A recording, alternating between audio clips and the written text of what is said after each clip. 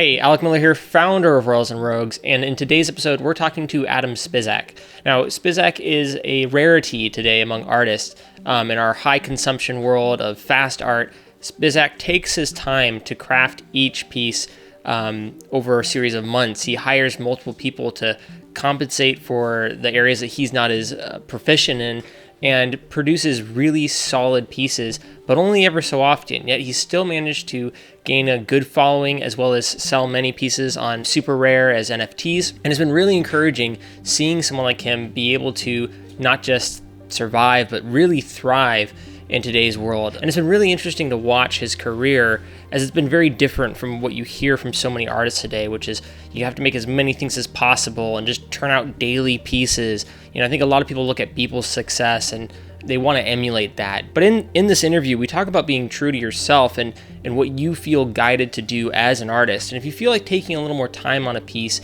that's okay. There's a way to succeed down that path as well. But it might not look like the same path as everyone else. I really hope you enjoy this interview. We talk about everything from Bojack Horsemen versus Rick and Morty, to finding your voice as an artist, to taking time on art pieces, to just society at large and some of the issues that we're struggling with as humans. So I really hope you enjoy. I hope that you find a lot of value here. And if you do, please leave me a subscribe. There's going to be so many more conversations. I'm going to tease one that's coming up with Chris Doe, and I think it's really, really solid. There's going to be some stuff in there that you haven't heard, I think, anywhere else. So stay tuned for that and enjoy.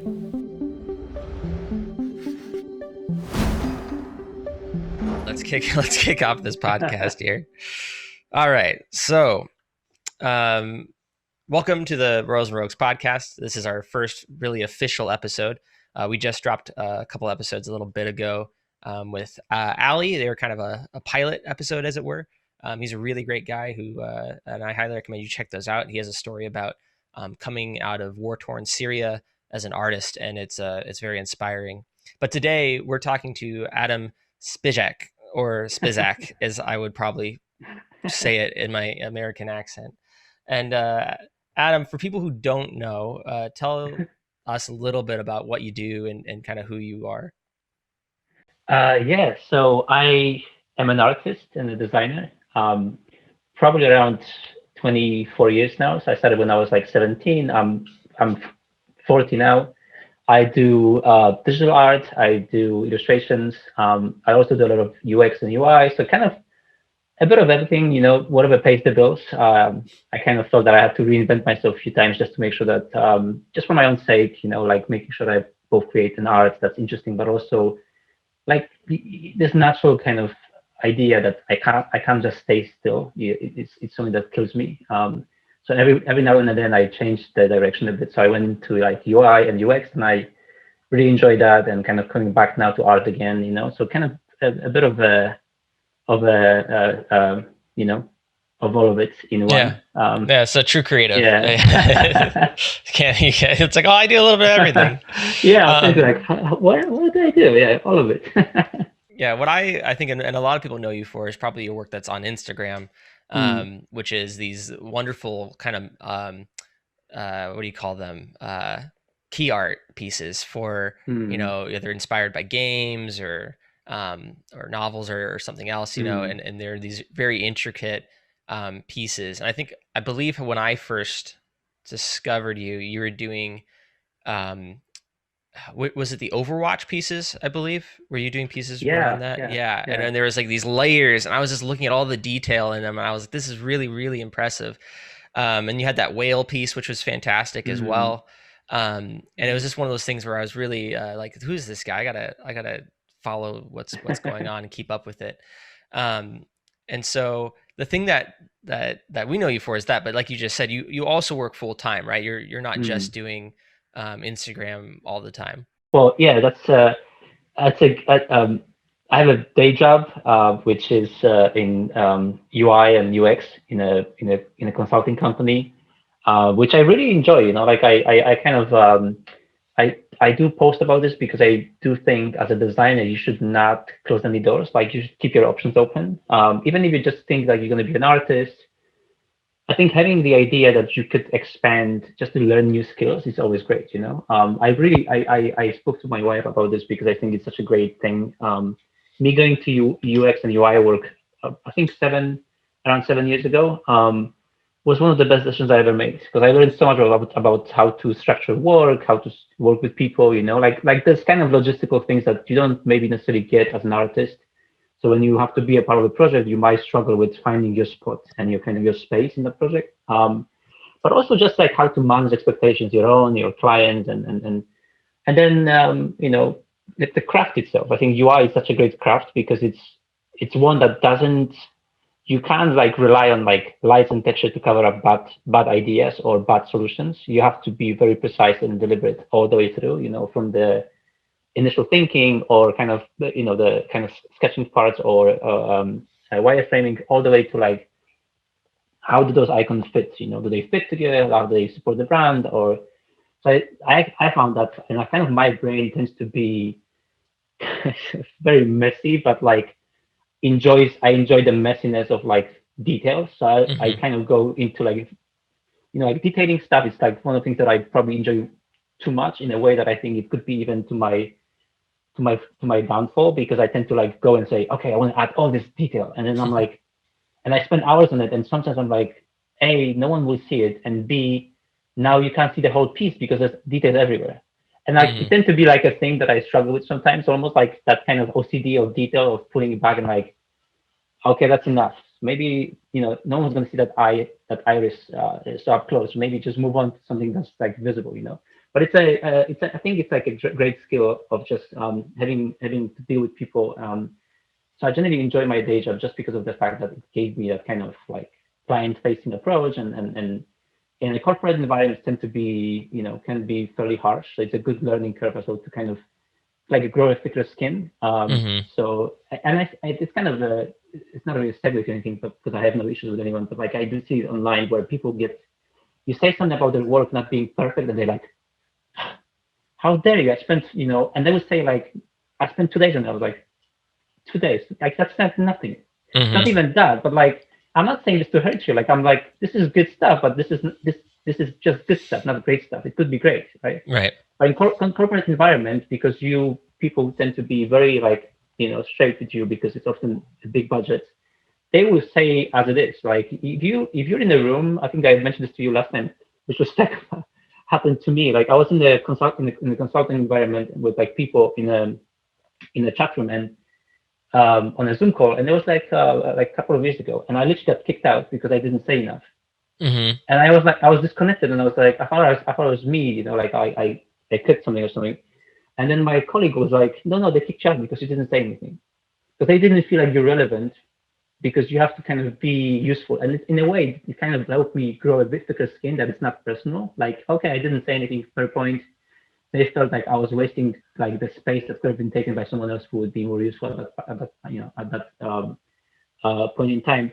So it's obviously as a designer, you're like, well, that's a bit rude. But then like you're like, yeah, okay, that's life, you know what I mean? So you have to grow it because not everyone's going to pat you on the back every time you do something well, right? Like you just it's also like helped me get over myself a bit, Yeah, you said a couple of things in there that I want to kind of circle back to, but I think the idea that the corporate world can really help you be objective, you know, Mm, um, is very true, and I really wish there's a good balance, but we don't really have it right now between being really artistic and then really critical and analytical. mm, Um, but it's something I feel for sure. Like I remember falling in love. One of the reasons why I fell in love with film was being on set, and you just didn't have time. It was you had a ticking clock and mm, millions of dollars on the line, and and the client's like right there. And if something was not working, you just have to say like, and you had to own up to it. Like it doesn't matter what it is. You could mm, have a light that wasn't turning on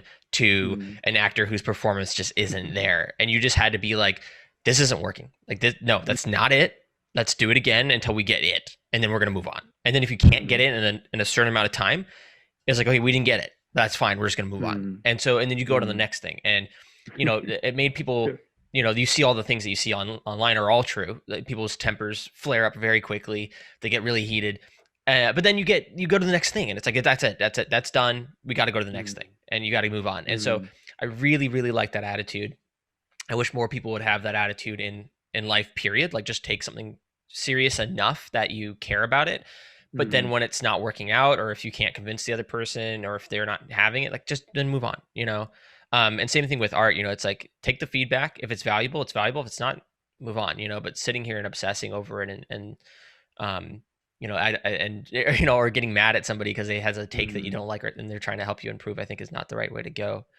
It, Um, like in a way, like if you remember that Christian Bale mhm. outburst, right? Obviously, it's like so famous, everyone knows it. But like, I remember thinking about this, and then I spoke to one of my friends who's like a really, really great designer. He works for Apple now, and we were joking about this. Like, I was like I get it. Like, don't get me wrong, that was a bad thing, and Yeah. whatever else happened after was like apologies, all that stuff. I think it's you have to man up to apologize as well and stuff like that. But like, I was like, but I get it. Like, because people were like, oh, how can he, how can he be so rude? And I was like, did you ever make something that you really care about, like to a point that it's your obsession 24/7, and someone walks over it because they didn't think twice? And Mhm. this could be, like metaphorically speaking, it could be anything, right? It could be someone dismissing your work, or someone just like annoying you, where you try to focus on something, right? And I was like I get it. Like, Mhm. if you're in that place, and especially if it's like an emotional place that you have to get into, like and I'm not even, because I don't want to sound like obnoxious, like as an artist, but like as a designer, where you or a craftsman, you focus on something, and then someone walks like through the room like whistling, and you're like, are you fucking kidding me? Like, Yeah. it took me 5 hours to get into this place so I can do this, and now you're just like, so when that happened, I was like, but I get it. Like, I don't, like, people were like, oh, they were so outraged. I was like, Mhm. how do you think great things are made? Like, you know what I mean? Did you ever think like Edison and those guys? And now we know from like all those biopics. Do you ever think they were nice guys? Do you ever think they were like, oh, they were like such a, you know, chap, great chaps, and like good fellas? Shit. No, they weren't. Yeah. They were obsessed, and they were just unbearable to be around. But you love the fact that you have light, right?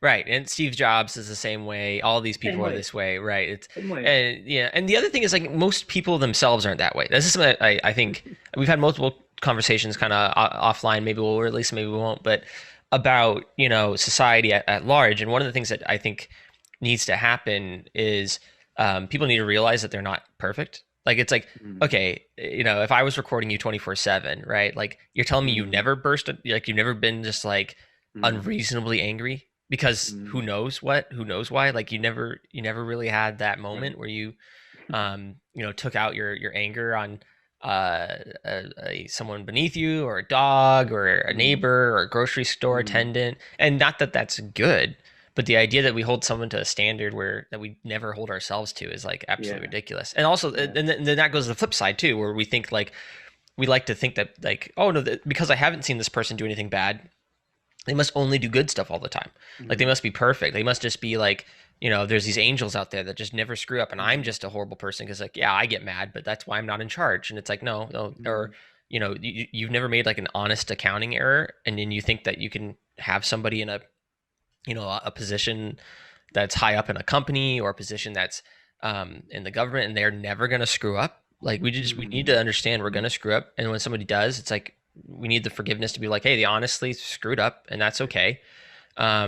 You know, and then in the roles that's very important not to, um, you know, we have checks and balances. Like let's set up some ways to Mm. help that not to happen. You know, Mm. um, so that it doesn't happen all the time. And that's why those people usually make the big bucks. Right. That's why surgeons, air, you know, pilots and such and Mm. such, because they have to not screw up a lot. You know, and Mm. um, it's something that I think that we need to develop more. And I think you're right for kind of pointing it out. Like, yeah, I get that happens. Like Mm. obviously, Mm. something you mentioned was getting obsessed with the details, and you said, you know, it might be a problem for you. You might focus on it too much, but for me, it's actually a point of differentiation among in your artwork. I think there's so much out there that's oversimplified.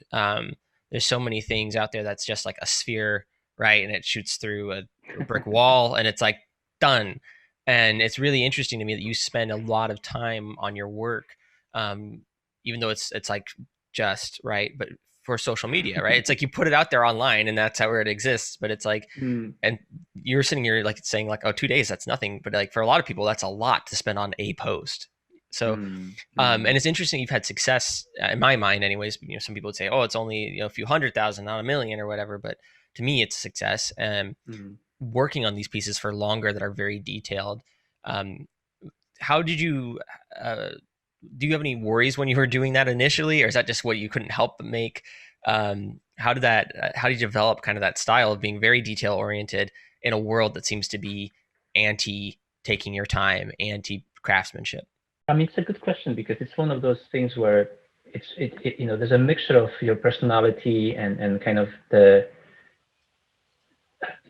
how your brain connects things. I always feel like, because it's not something that I'm aware it's happening until it's too late. Like I had a lot of pieces now where I'm thinking, oh, it's going to be just this thing, and this one thing is going to be there, and I was like, this is going to be so good, and I started working on it, and you know, after a week, I'm like, this is like five times bigger now than I was hoping. I thought it's going to be out by now. Now I have to add this piece now because it looks incomplete on this side. You know, like it's missing a piece on that side and stuff like that. But I think it's one of the things what I really like, because one of the ways that I look at my work, and you know, I am always aware of like what people are doing, and I'm following obviously other artists, but I'm also thinking like let them, you know, let them do them, and I'm going to do me. You know what I mean? Because I had this obviously with some great artists like Billy's or other people where people were like, oh, you should do more like this stuff, and I was like, he is great at what he's doing.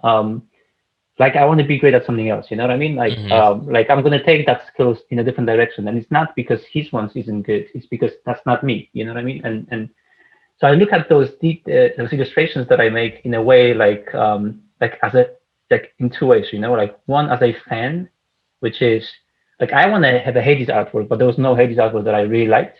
So I want to make one that I would put on my wall. You know, like it was that simple. Like it was really like, what would be the art that I love? You know, that I would put on my wall that I couldn't buy, and that's why I don't really make all that much art. That's like I don't think I make much stuff that's already supporting something that's already kind of big. Like obviously, like Star Wars, like everyone, you know, like makes Star Wars art, but like I don't see much in terms of like great Hades art or you know like that kind of style, because I think there's still a perception that if you really want to create like a you know a stunning 3D art, maybe you should do it for Cyberpunk because it's going to sell better, you know, like Right. in that sense, right? Like I mean, I'm not even judging anyone, like I get it, because it's, and also because it's like so everywhere. Like if you go on social media, like, everyone is playing Cyberpunk, everyone's doing Cyberpunk stuff, which is great. But I was like, I have nothing to say about Cyberpunk enough for me to make a piece, you know, like I wanted to, and I thought about this, but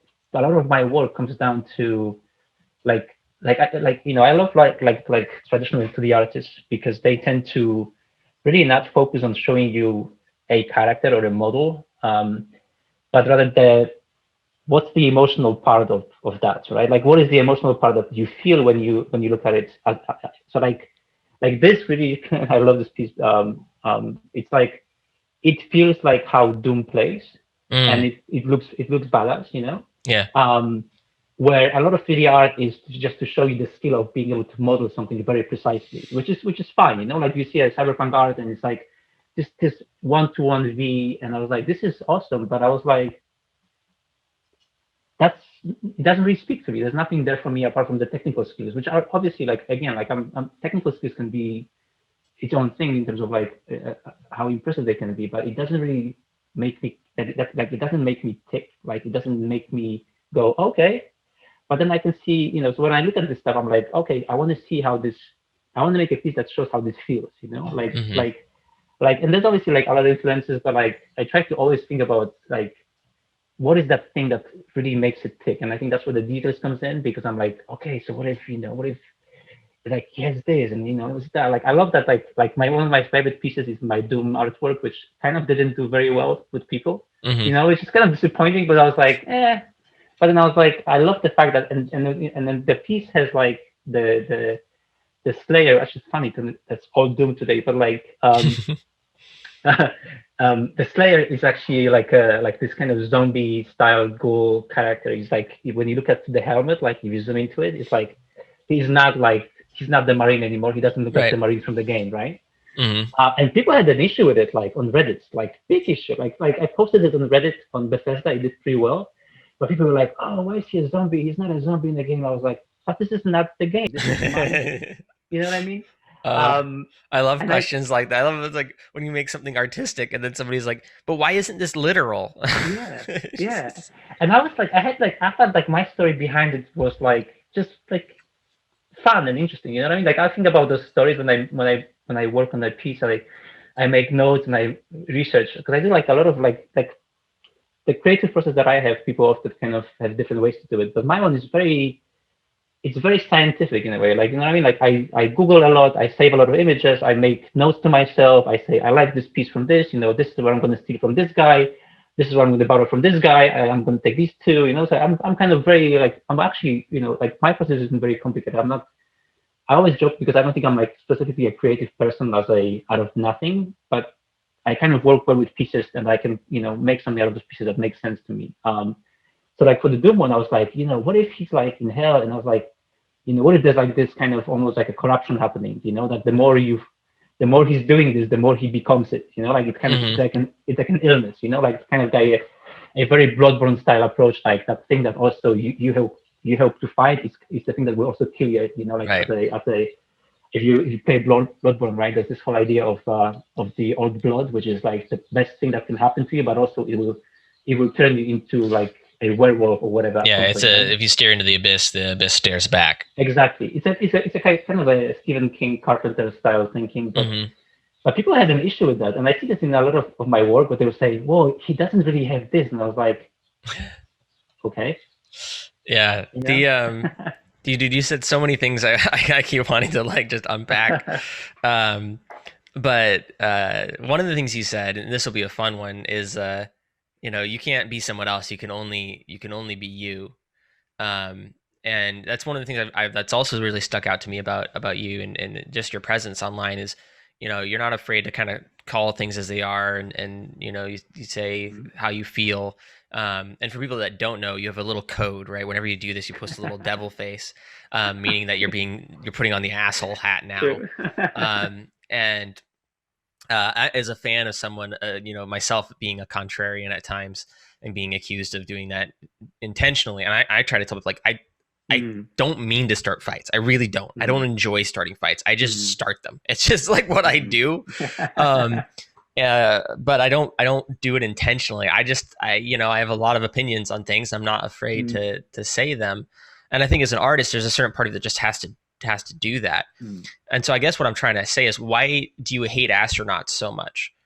Oh no, I was waiting for this one because I had so many angry messages, which I think is kind of funny, like because I like poking on things, like at things, and then seeing what happens. Because I think that's what seeing, because everyone is so like a lot of places now where you look at stuff, it's like people are so docile, like we spoke about this quickly, but I hate the fact that nothing, like we obviously everything is kind of awesome and amazing, like nothing is being scaled anymore.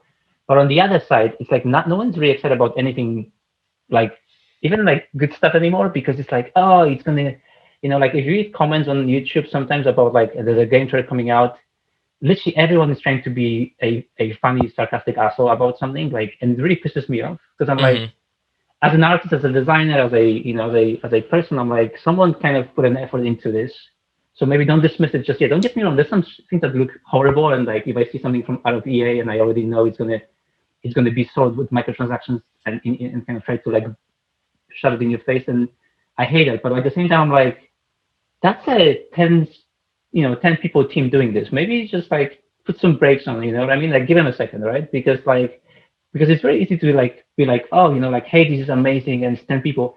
Yeah, that's not every team is like that. Not every team can be super giant. Not every team can be, like people work differently, and maybe they want to do something different, right?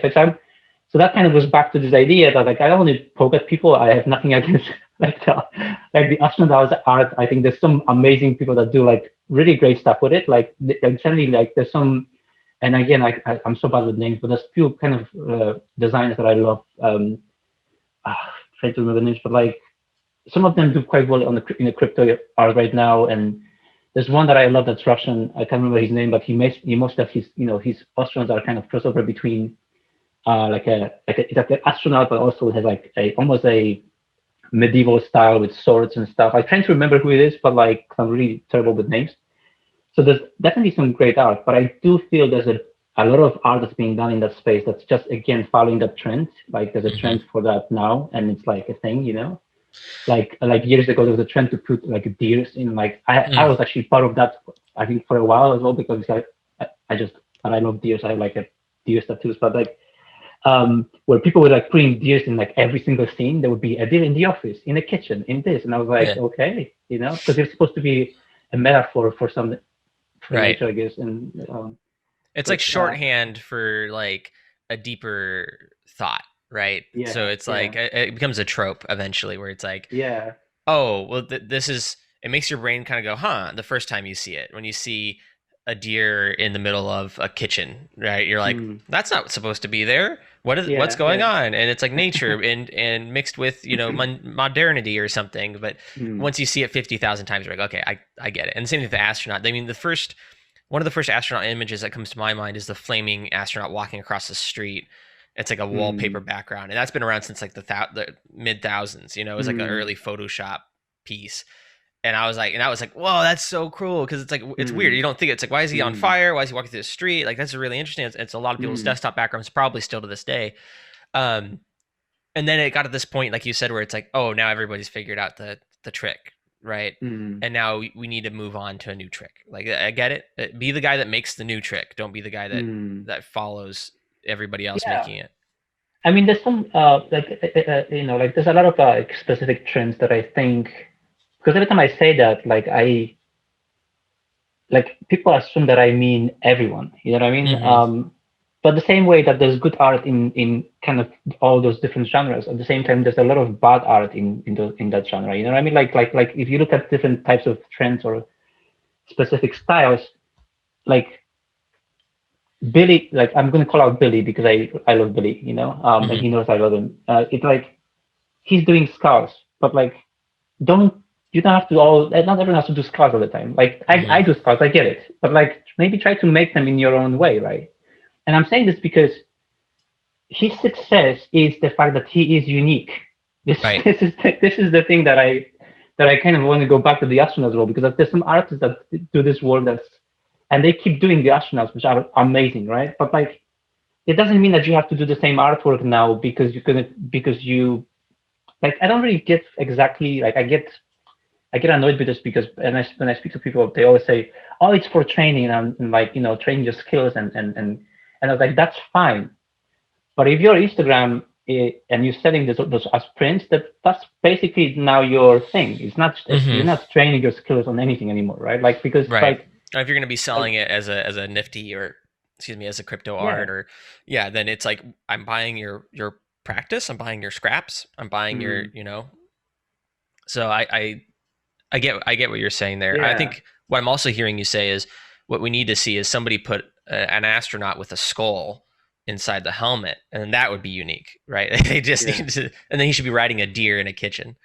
Like if you look at Pete's work, right? Pete Tarka, who is like an amazing designer, and I love him. I love his work, and he's a great guy as well.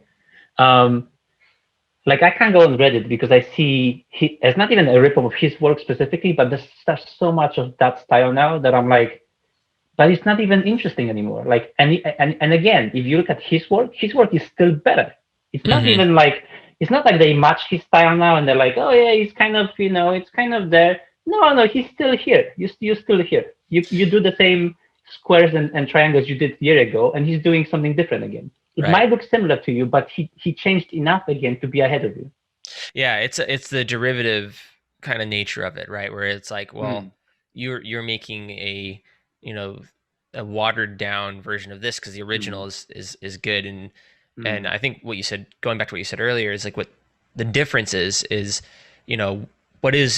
what of yourself is in this. Like why Beeple's work is Beeple's is because that's who he is. Like in it, he's owned that space. Every photo of him is like, his tongue sticking out on the side, and his hair is always a mess, and he swears like a sailor while being this like rando Midwestern white guy. You know what I mean? And it's wonderful. It's absolutely beautiful. He's found this like such a unique personality. And then you get people that are, their profile pictures, and I have one. It's like my arms crossed. I'm like looking seriously at the camera, and then they're trying to be people, and it's like, no, you're not that. Like, you need to put you into whatever it is you're doing. And I've said this before. I think, I don't know if I said it here, but I'm more of a producer now than a creative. But everything I make it's all going to be black, and it's going to be white, and it's going to be glowy. Like that's like what I do. It's like black, white, deep glow. But that's my, that's my thing. And it's like, figure out what your thing is. And it's really easy and you have to imitate, right? You have to imitate as an artist. Like you said, like you're stealing from all these different sources, but then there's a part of you that has to also put the uniqueness into it. You have to put some of your soul, right? If your soul's not in it, then it's not going to be interesting, and it's not going to hurt, right? It's like, who cares? Like, you're not going to care as much about it. You're like, oh, here's this thing, but you need to put a little bit of your soul into this thing to make it real and to make me want to care about it. So, and I think I've seen people be able to do that now and then, where they'll be following some sort of a trend, but they'll do it in they'll take an interesting take on it, which is really cool. Or they'll take like maybe a counter approach to it, like where they're flipping it and mocking it or something like that, or whatever it is. It's like, that's more unique. But if you just make, Lord of the Rings comes out, and then you make Lord of the Rings, but like worse, and then someone else makes Lord of the Rings, but like not as good as your Lord of the Rings, and it's like, that's kind of where we're at, right? There's somebody that's setting this trend, and then people are derivating down to a worse and worse version of it.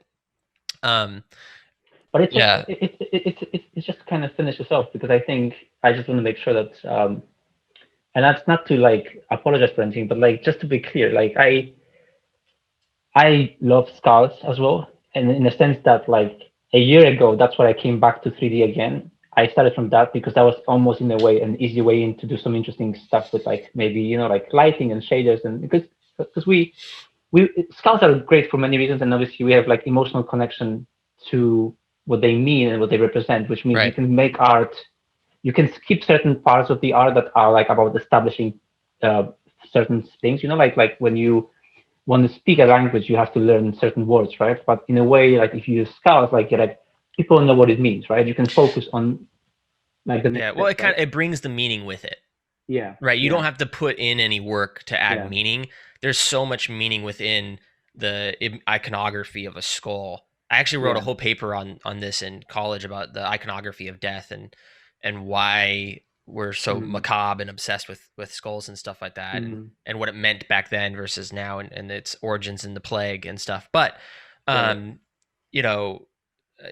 brings with it that the sense that it's important, and that it's kind of dark, and that there's so much there. So you don't, like you're saying, it kind of is shorthand again, like at the astronaut, like the thing. It's like, you don't have to put in all the work to make it meaningful. It just kind of is, and then you can play. Yeah.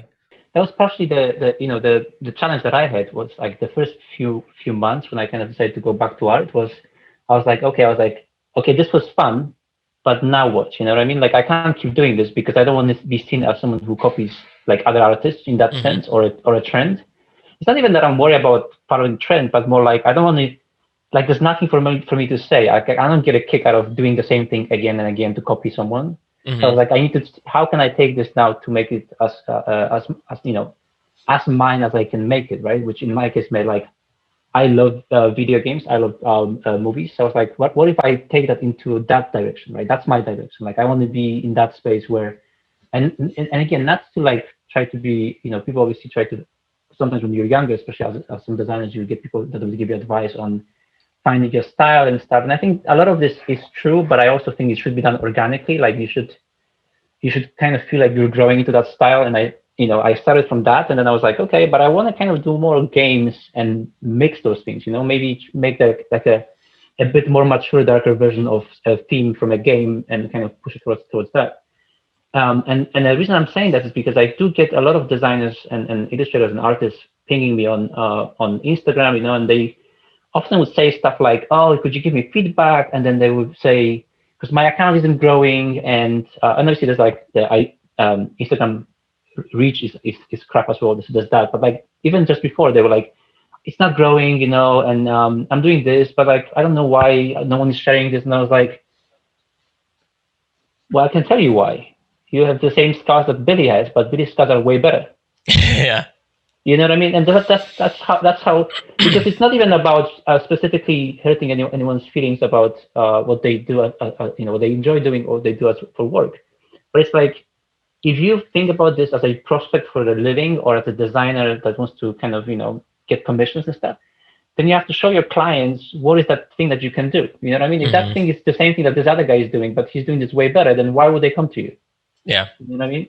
Like so it's kind of I'm sorry, I'm just saying this as part of that feedback because I was like, you should really think about that if you want to grow as an individual, as an artist. No, I agree. I think also, if someone's sitting here so concerned about their follower count, it's like it's kind of the wrong reason, right? To be asking for feedback. It should be like, why isn't I've always said this, and I get mad at companies for doing this. Every company's trying to come up with some sort of strategy, and they have some sort of vision statement. And I was actually part of a business coaching thing. I don't know if I want to name names or not, but it's a very famous branding guy. I'm actually a certified brand strategist or whatever.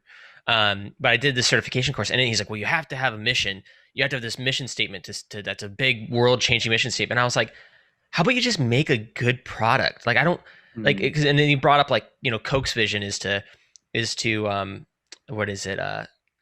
Is to refresh the world. I'm like, is that what they're doing? Is that what they're doing? I thought they were making everyone obese and dead. I thought they were getting kids addicted to sugar. I didn't realize that they were doing is refreshing the world, And so I'm less concerned about how can we get followers? How can we, trick people into liking my art? It's like, make really good art, maybe get a little bit better at it. And and the stuff will follow, or maybe it won't, but who cares, and like you said, if you're doing something that someone else is doing but just worse, then chances are what you're going to get is the same clients but worse, right? You're going to get clients that just would hire them, but they can't afford them, and so they're hiring you. And it's very true that that's the case, but it's much harder, right? It's much more risky to be yourself. It's risky to put something out there that you don't know if it's going to work. You don't know if there's a demand for it, and you have to get comfortable with failing in that way. And I'm about to do that with my whole company. We're about to shift from client work to making kind of creative short films and stuff like this, kind of like what you're doing, but for movies. And it's like there's no market for content like this, is there? Like everyone wants short TikTok size stuff, and I want to do something that's a few minutes long that has a story to it and some meaning behind it, and some real craft put into it. And I have reasons why I believe it will pay off, but there's a lot of doubt there. There's a lot of fear in doing something that not a lot of people are doing, but that means you also get all the benefits, right, from being the first person to set that trend. You get the benefits of everyone then copying you, and then you being the source, and hopefully nowadays you can get recognized as that source. You had something in there that I wanted to link back to. It's about Instagram and growth, and you mentioned that it's not necessarily great. Oh, that's what it was. A lot of people look. I was going to open with this and I forgot, but about a couple of things. But I'll get back to that in a second. But so you mentioned Instagram followers, and you've said this before to me, and I think you've posted it before. But I think a lot of people don't understand that followers. Is there a 1-to-1 translation between how many followers you have and how much money you're making? Is this like a thing? Like, oh, I have 10,000 followers, which means I'm making $30,000 a month. How does that for you? How do you see that working?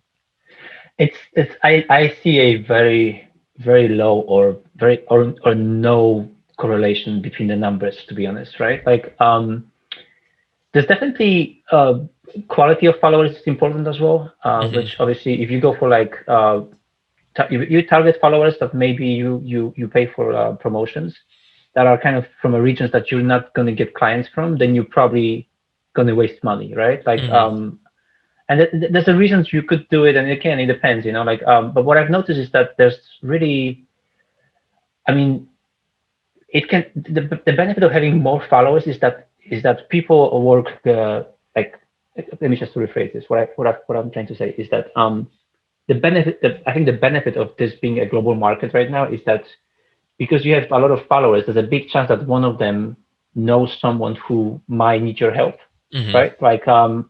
Like people that reach out to me often are people that maybe work for a company that is making a video game or is making something that's going to be related to what I'm doing, right? Or maybe because they follow art, they also know that this artist is looking for a cover, right? Like that kind of approach.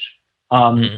so there's a benefit from having those followers to just kind of maybe help you guide some of your work and spread the word as well. So that like I was joking, but like one of my friends, that's like I'm not gonna mention his name, but like he has like few followers on Instagram, and one of them is like I think Elon Musk, right? Hmm. For no reason. He's not he's not a scientist. He's just like a guy with opinions, right? And he's got like 150 followers. But one of them is Elon Musk, right? So if he would share something, there's a chance that Elon Musk is going to see your tweet or your work, right? Um, so there's a bit of that that's happening that where you can just by being a normal person that connects with people, that might help you connect with other people. But there's really no correlation. I would say most of my clients are actually people that would often say that they found me through Google. You know, like Hmm. they would look for a specific image, or they would say, like they would look for one of the reasons I enjoy games as well is also because I can get into those Reddits and I can get into those places where people mention those things, and then often developers go into the same places, right? So like the fact that I come up as on some searches in Google, and it's not even about like Google search, but like my website shows up, and then I remember speaking to some customers, like some clients, right? And they said like I was like, oh, did you get me through my Instagram? Because I was like, I'm almost like 80,000 because I was like some time ago. And they're like, no, your website. I was like, oh, and I was kind of disappointed because that was what I was thinking, like, oh, those numbers will like drive all those big clients now, and they basically end up knowing someone from a publishing company that knew me before from a piece they did for me for like they did a piece on me in Imagine Effects, which was like a digital art magazine, and that guy knew someone else that knew someone else, and it's more of that to be honest than anything else.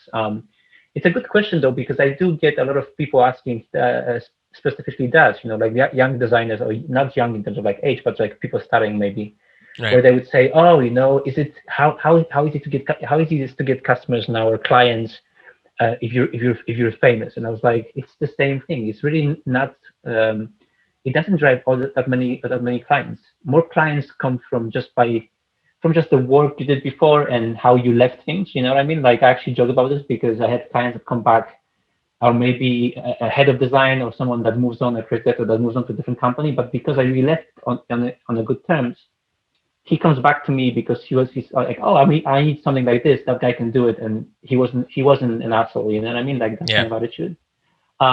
That's why I always kind of say this to people. And one of the things you probably saw on my Instagram is that like the importance of like, because I hate this idea of like I'm an artist. No, you're not. If you're delivering something that has to be sold to a client that pays for it, then I'm specifically talking about commission work, Right. then you owe that client your attention.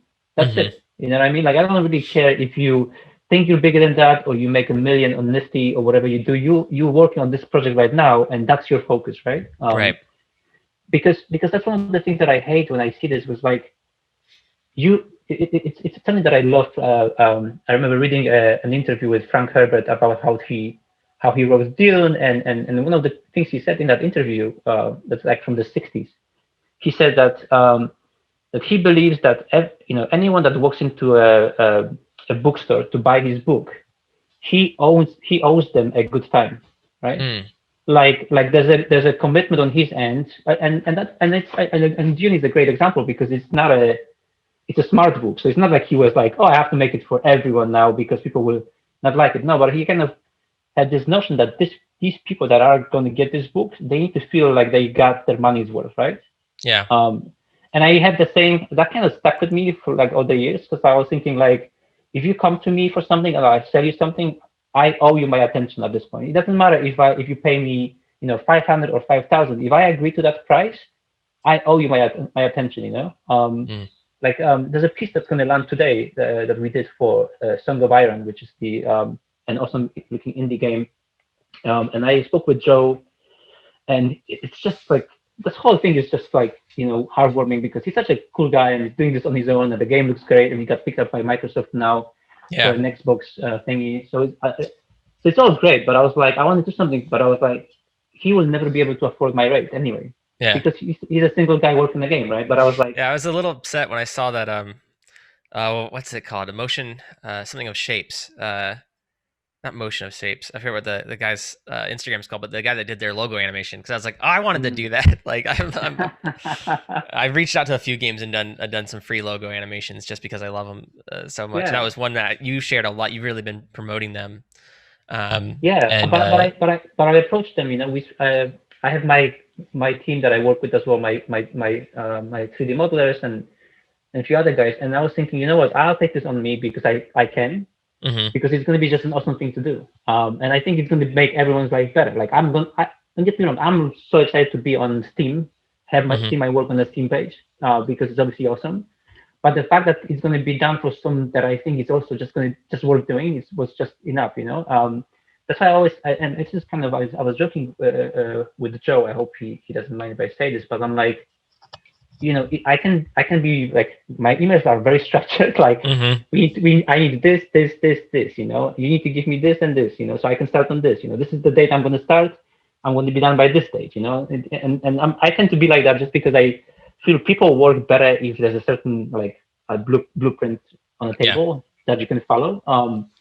And I was just saying that because I was like, I didn't want him to feel that because we're not doing this for like 50K. I'm going to be doing this like, oh, I have an hour here. Let me just click a few times, see what comes out of Octane. And excuse me, because I was like, but that would be unfair because I wanted to do it. Like I kind of I actually reached out to him and I said, if you need any help, I would love to. And so then I wouldn't want to get to the stage where he would say, oh, you kind of did it like it's not that same quality as your other stuff, no? Like I didn't like because that would make me feel like I didn't deliver it like to myself. You know what I mean? Like mhm, I didn't perform well. So I was like, no, this is going to be done as any other work. It's going to be on the schedule, and it's going to be in the same pipeline we do anything else. Like when I work on projects as well with like the guys that I work with regularly, because I want to make sure that the end product is that treatment that he would not be able to get otherwise. Because otherwise, why bother, right? Like if he could get something mediocre, then he could just buy a stock image, put a logo on it, right? mhm. Um, so I was like, no, he's going to get something that's going to look so good that people will think that he paid like 50K for it, and it was worth it, like that kind of approach. So, but it's going to be out today, which I'm like super excited about. That's awesome. I can't wait to see it. Um, yeah, it's one of those things where I think that you're talking about with the idea of owing somebody, a good job, owing somebody, Mm, your best foot, forward within, whatever the scope is, obviously, right? mm, Like don't kill yourself, but within the scope, trying to do your very best every time is something that is really underrated. And for me, it's an absolute joy. Like one of my favorite things to do as a business owner is paying people. And I mm, love paying people because the people I hire typically, I haven't had anyone yet. Maybe I'll find somebody, but the people I hire typically do a really, really good job and they put a lot of work into it. And I love mm, it you know, when that works out so well. And it's like, I hired you to do this, you did it and then some, and then I'm going to pay you mm, and then some, and I try to give bonuses whenever possible. mm, I try, to build this whole structure that kind of works that way. And it's very, very exciting to me to I joke around with my wife. I'm like, it's better than cake. Like I'd rather have this moment where someone does a really, really great job, they yeah, deliver it, and I'm like, oh, that's exactly what I wanted. And I take that and give it to a client and then I pay them for it and reward them for their hard work. To me, that is way better than any dessert. Like I get yeah, so much satisfaction getting to do that. And and it's because of those relationships. I'm the same way. mm, I've had people that have hired me and then they leave their company, they go to another company, and then they call me back. mm, And it's just because we try to have a really good relationship, and word of mouth is still king. As I mm, think Clubhouse in some ways really definitely. proving that. It's proving that like if you just know like two or three people, that's all you really need to be able to be connected to somebody. And we're all about three people apart. And I was Mm, thinking about this the other day.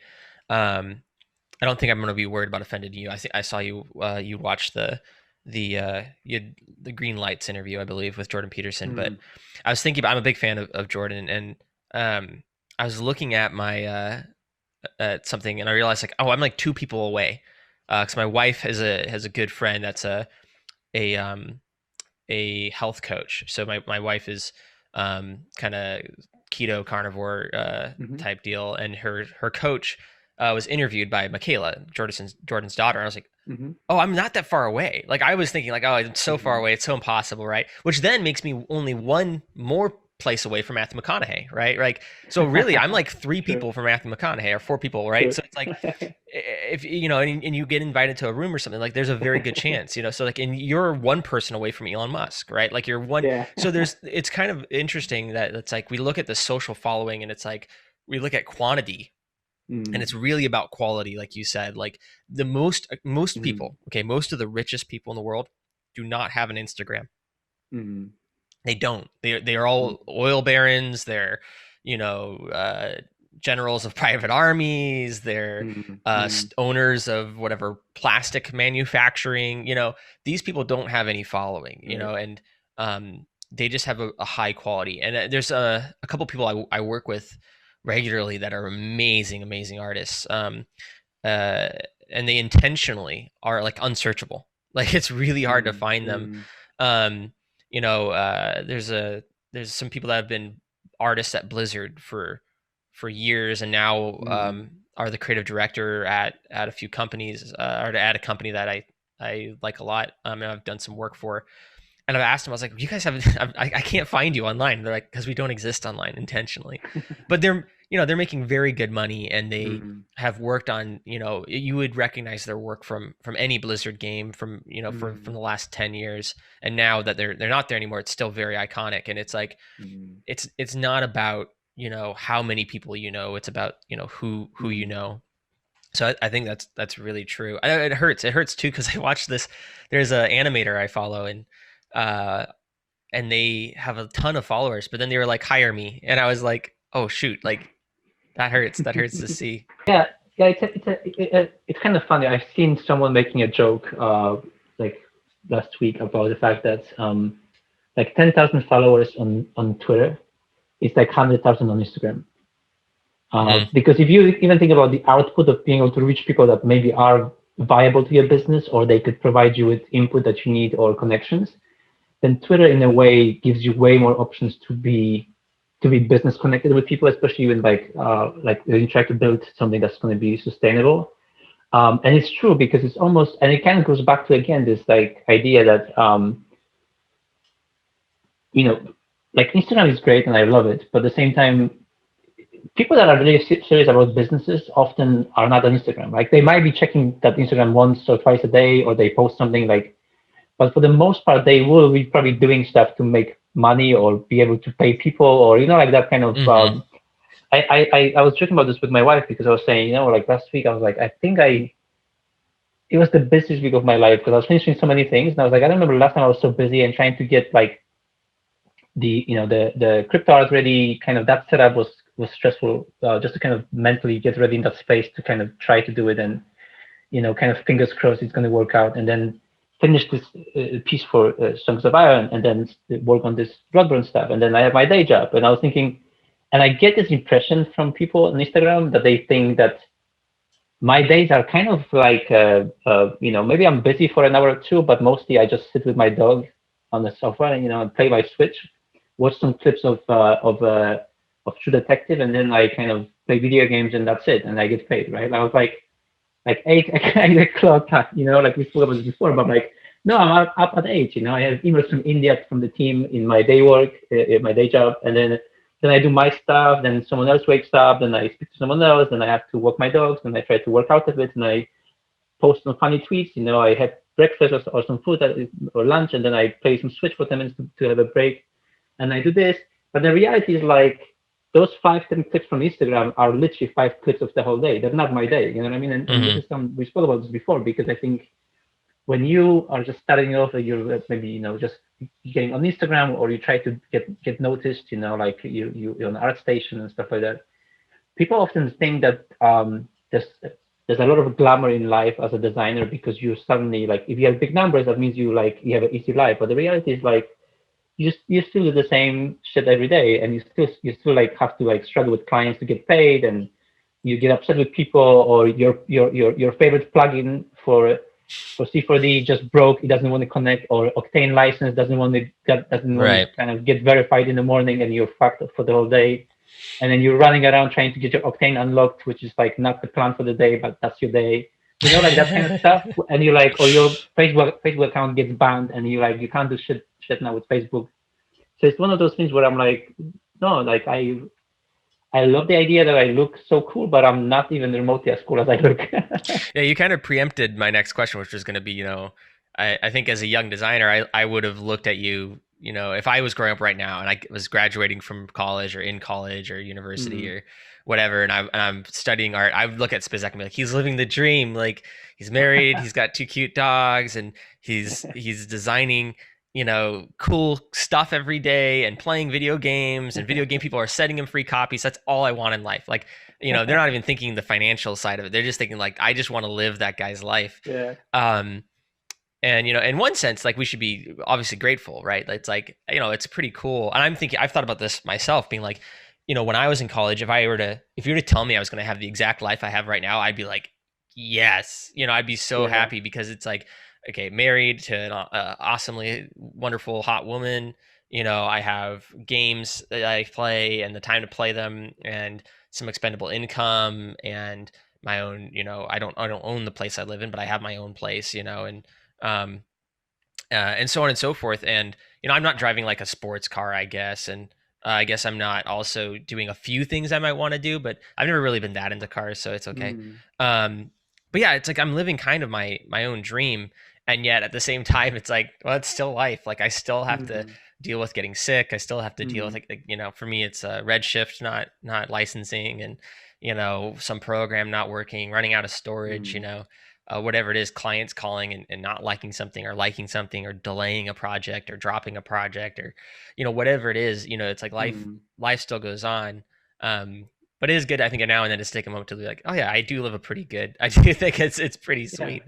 But it's not like all your problems go away because, suddenly you have like a small following or large following or anything else. No, it's also, I think, from my perspective, I think I mentioned this last time, but like I am super grateful where I am right now.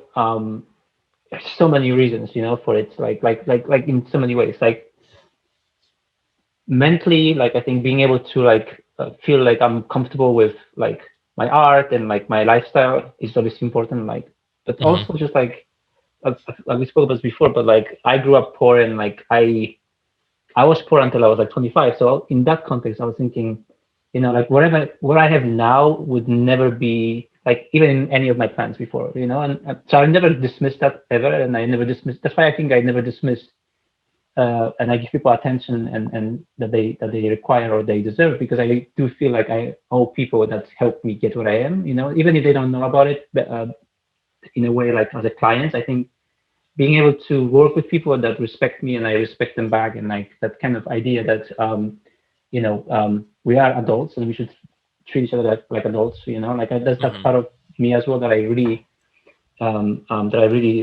struggle with people, is where like I have few designers that I work with where something isn't done on time, or like on the quality that we agreed, especially if we agree, because I try to be very, very, very clear and precise on what I'm after and why I'm after this, and what it has to be, what it has to contain for me to be exactly, like, because I'm that's like a Christian Bale asshole thing. I'm like, I need this in a specific way, because otherwise my other side won't fit to what I'm trying to do with it. So like for me, like being like late with work or not keeping your words before, not I'm not saying that things don't slip, but like if your work is slipping, you should let me know a week before, not the day before when I need it, that it's not done. Like the day before that's not done, that it's done, it's 50% done. That's not a really good thing for anyone, because it's not about me being upset with you. It just means that we're gonna go our own separate ways from that point, because I will not trust you again with any work, right? Right. Yeah. So that kind of goes back to this idea, and So kind of looking at stuff like like my lifestyle and stuff, like I am super grateful, like the following on Instagram is awesome. I think most people don't know that the biggest benefit of that following is actually the fact that companies reply to me when I ask for free codes for games. It's not like they come to me and they go like, oh, let's give them like 20 or 15 codes or 10 codes for a game. No, I email them. I email publishers every day. I email Right. developers, and I ask them, but I'm also very honest with them. I said how I hope people appreciate it on my Instagram is, I want to try this and I want to see how it is.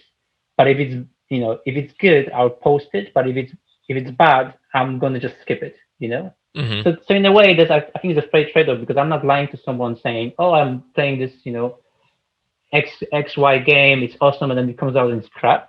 Mm-hmm. No, if I play it and it's okay, I'm like, okay, I can't post about it. It's like it's not the thing that I was hoping it's going to be, right? But at the same time, I'm very open with the publishers that if I like it, I will recommend it, and that's it. And that's that's the payment. That's the payment part. And also, which I think is kind of funny, is like none of the games that I actually play are free. It sounds weird, but like because the codes in most of the platforms require you to like that you can't buy codes for like Switch, right? Like they get generated by Nintendo. It's really like complicated, or even on Steam.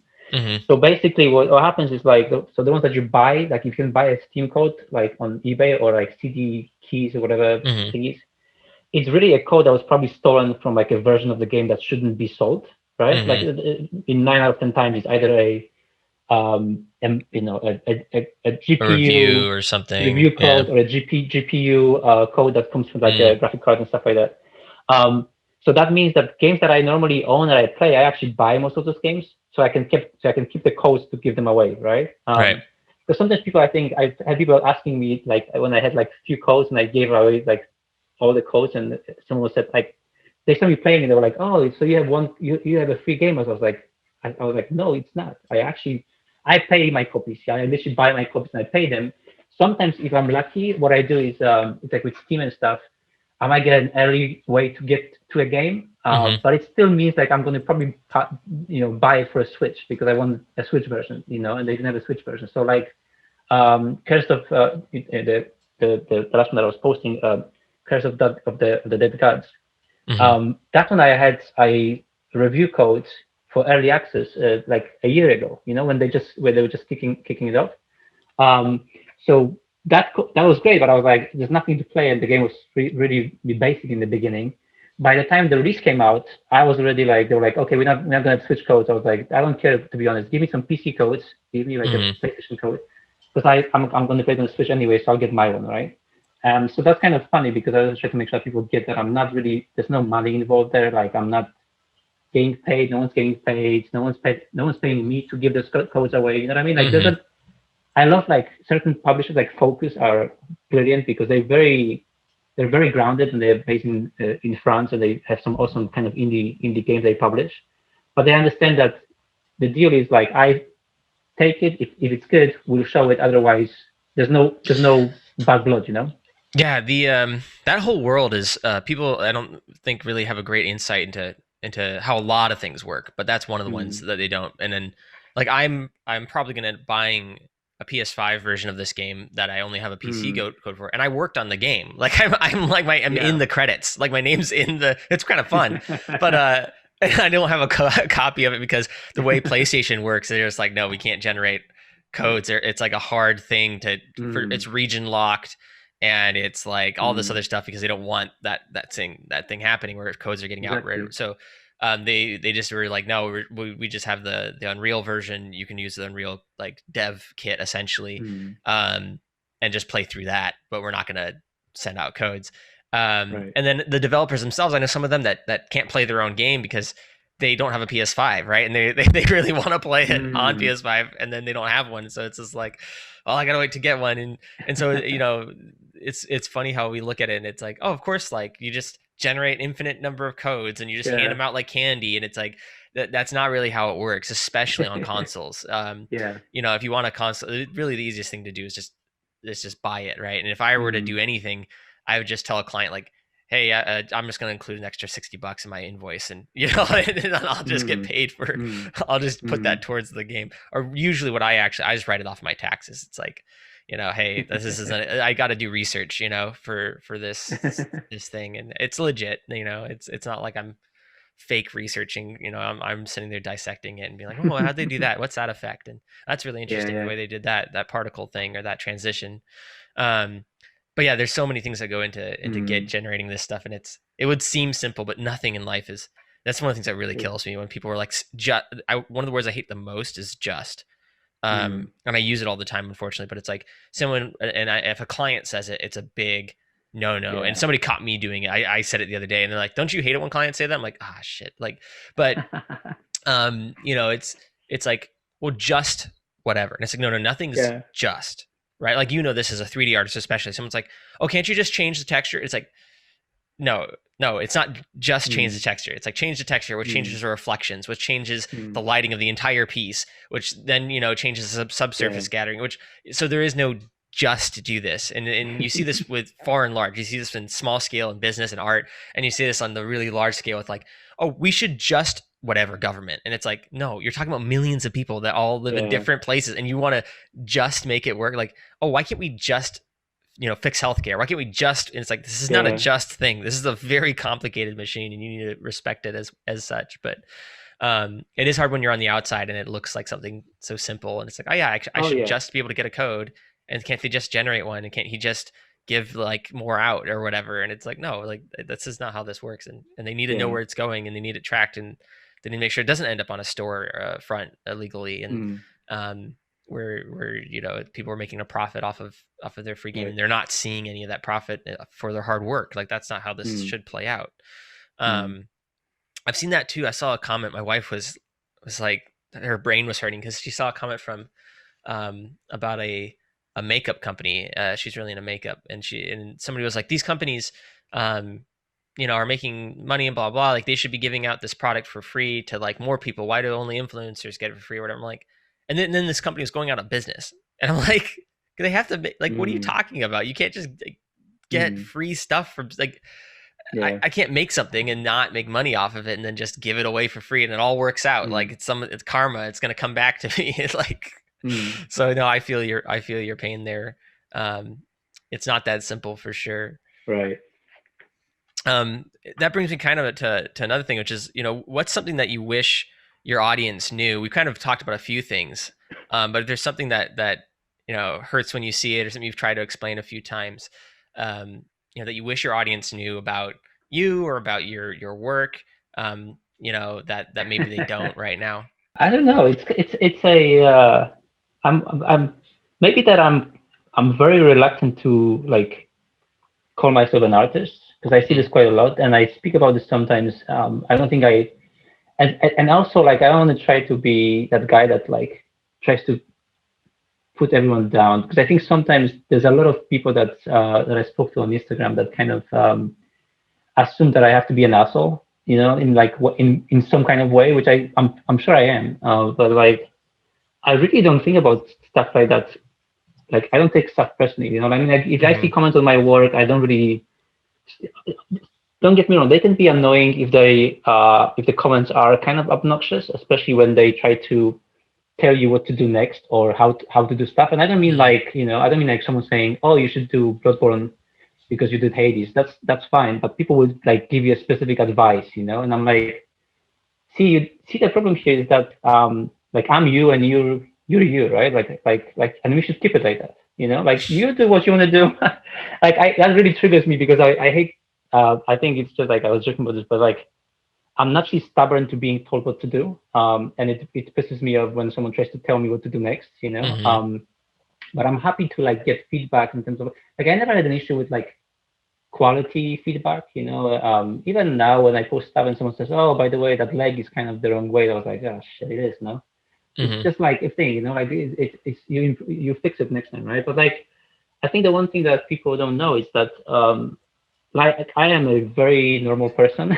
Like, it sounds weird, but I'm so mundane. Like, I'm not, like, I get up in the morning, I check my phone, and I do some stuff. I have a coffee, I do some work. Like, there's a bit of like, I'm kind of boring. Like, I am. Like, I joke with people that I'm not very interesting. Like, I read stuff throughout the day. Like, I have opinions, but I I always kind of joke about this with my wife, because she's the one that said like, no, you're not, and I was like, I know, that's why I tell them like I'm not. They think that I'm interesting, but I'm not. I have nothing to say, but I do like I do naturally kind of like a bit of a dry humor, and I think that's why people sometimes think that I'm maybe an asshole a bit, because I make comments like about like the astronauts, or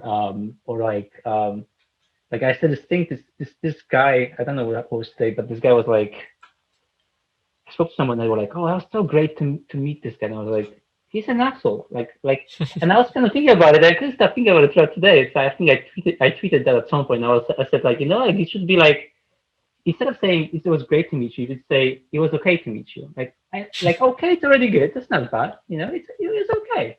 How was it? It's okay. But it's just like pull it back a bit. And I kind of it's kind of funny because I have a tendency to spiral, which you can probably tell from conversation. Like I go down the rabbit hole when it's like an idea, and I'm like, oh, I want this, and then I'm like, oh, it's this, And sometimes when we're like still in the kitchen, like having snacks with my wife, and we're like just talking and stuff, and I'm like, what if they do this, Like I had this idea the other day, and I was like, it was so horrible. Like I was like, imagine if there's like a Disney, imagine like a version where the Disney character is like you get Mickey Mouse, but like, how you don't want to meet your heroes, and it's Mickey Mouse, but he's like super racist, but like just like obscene racist. That's just Mickey Mouse. I don't know what you're talking about. Yeah. Oh yeah. I mean, what do you mean pretend? Just pretend like Disney isn't actually super sweet and kind. Example, true. But because I remember watching this clip where the Pope was walking. I am so bad though, like because I'm supposed to be the Catholic, but like the current Pope. And he's like walking, and someone pulls him by the hand, right?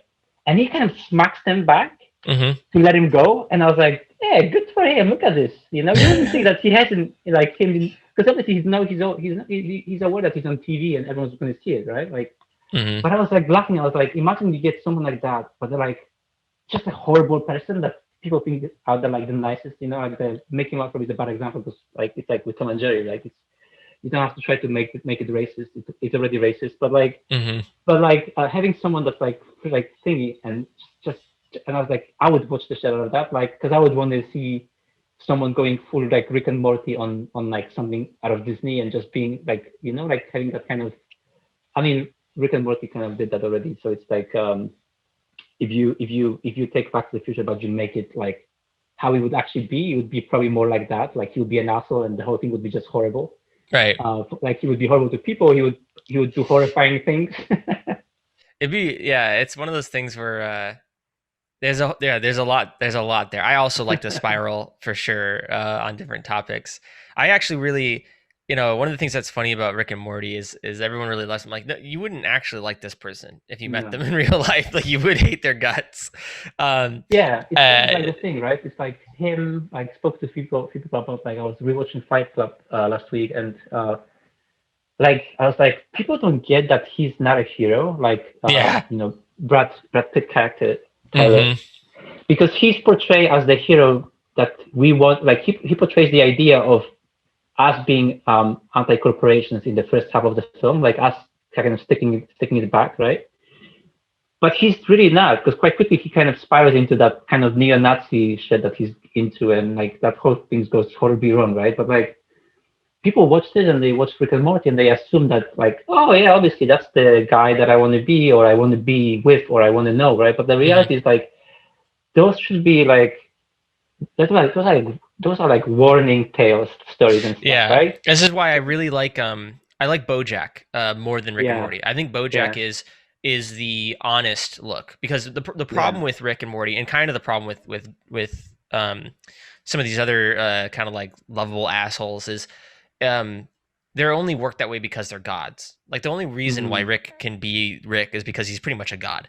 But in real life, you treat everyone like ass. Like you get drunk every night and you do all this. You end up like Bojack, and you end up more like that guy than you do this other guy. And just saying what you want all the time, unfiltered, and Mm. just being, that's kind of the fantasy of the Fight Club guys. Like, what if I just did all the things I think, right? And what if I Yeah. just said all the things I think? Like, what Yeah. would happen? And it's like, well, I'd beat people up, and I'd call them out, and I would do this and I do that, and it's like, yeah, but that doesn't really end well in reality. In Yeah. a fantasy world, yeah, you can have it all end up great, but in reality, your friend overdoses, and then you're miserable, Mm. and you're lonely, and it's like you got to figure out how to get past that. And that's Mm. why I like Bojack a lot more. Is um, he's uh, he's that side of us that we all want to indulge, but then realize like, Mm. oh right, but I wouldn't end up in a great spot, you know. Mm.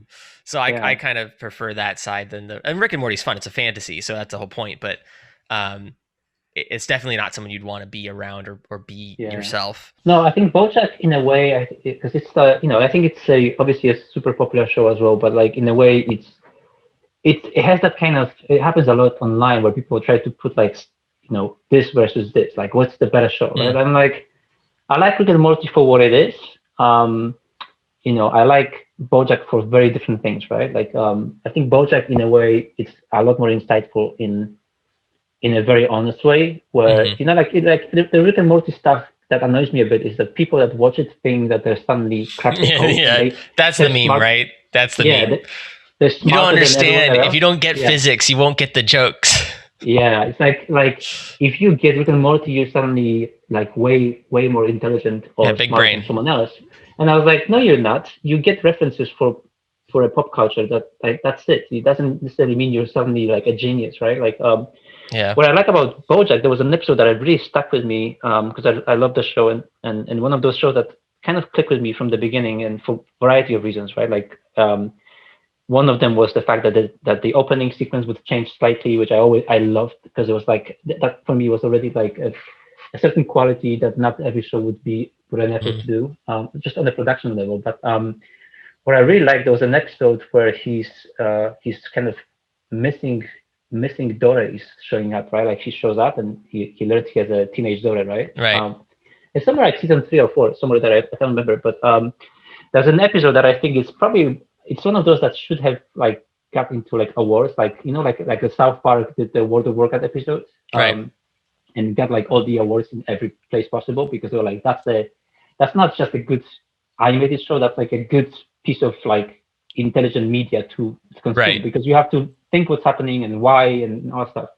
The one that I loved from BoJack was the one that he has this anxiety when he wakes up in the morning and he looks at himself in the mirror and Yes. he It's hates so himself. good. You piece of crap. And You yeah, loser. You jerk. Yeah. yeah, And then he goes to the bar, I and then love it. yeah, and it's him narrating him Yeah, being and it's very much so. Yeah, it's really good. I agree. It should have won many awards.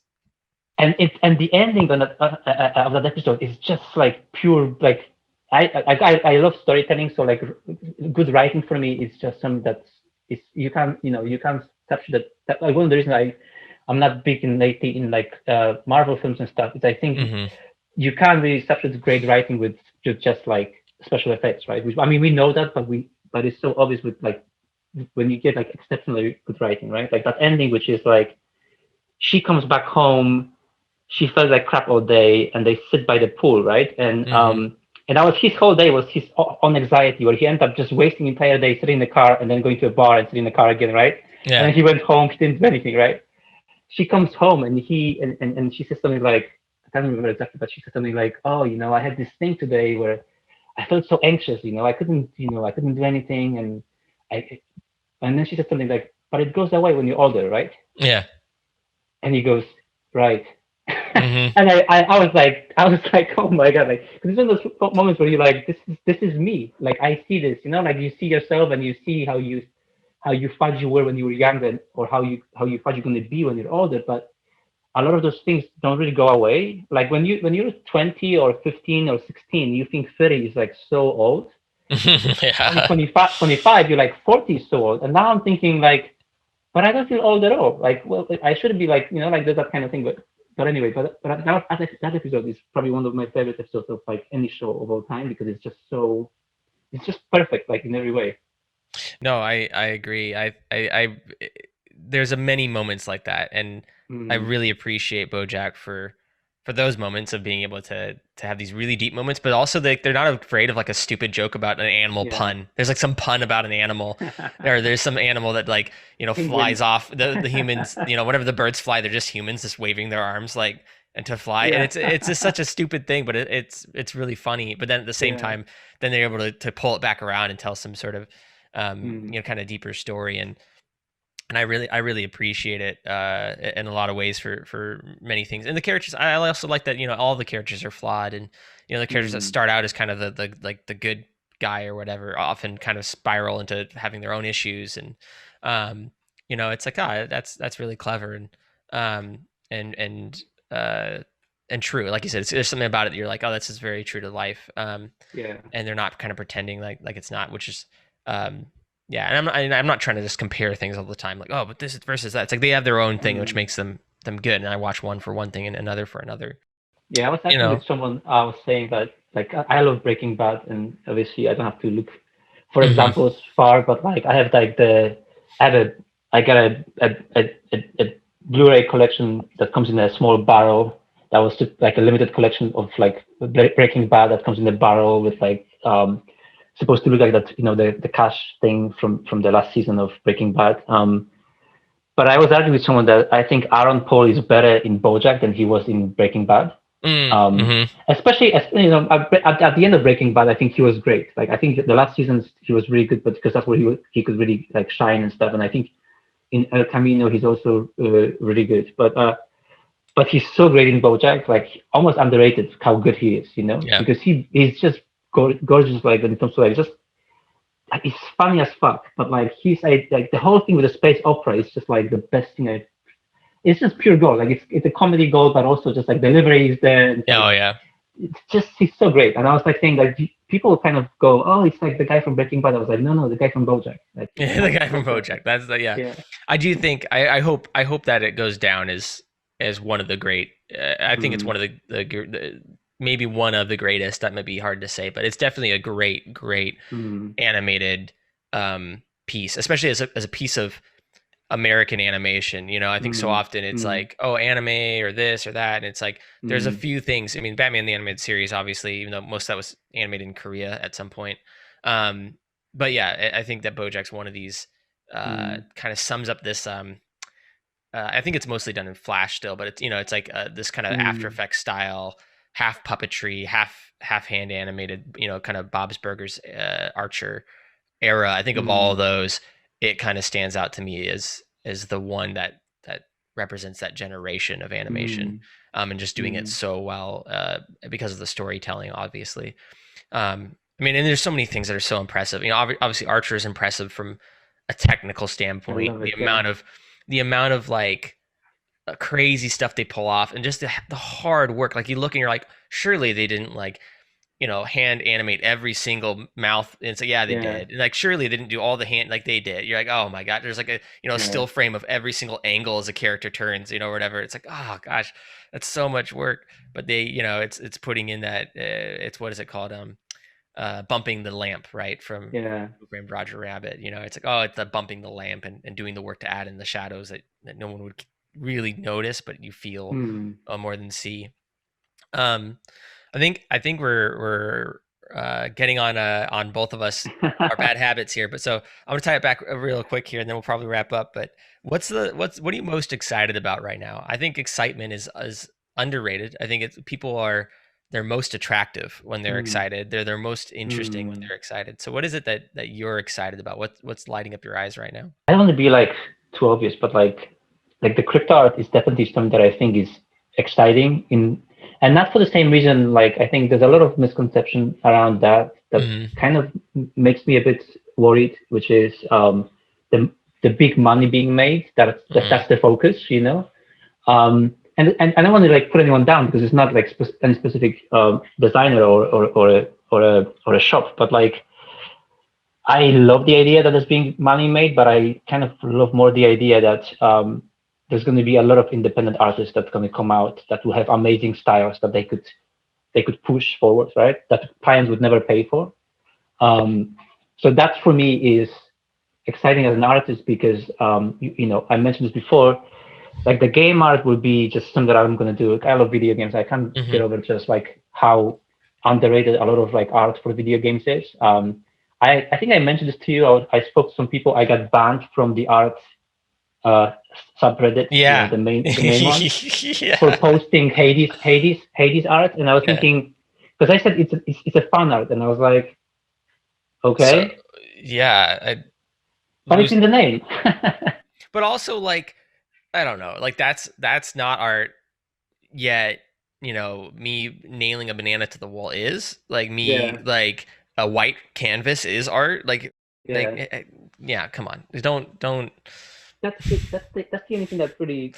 And I was like, I don't take it personally, to be honest. Like, I understand that people often that run those places are, there's some guidelines they have to follow, and No, they're just power tripping losers. That's honestly most of the time.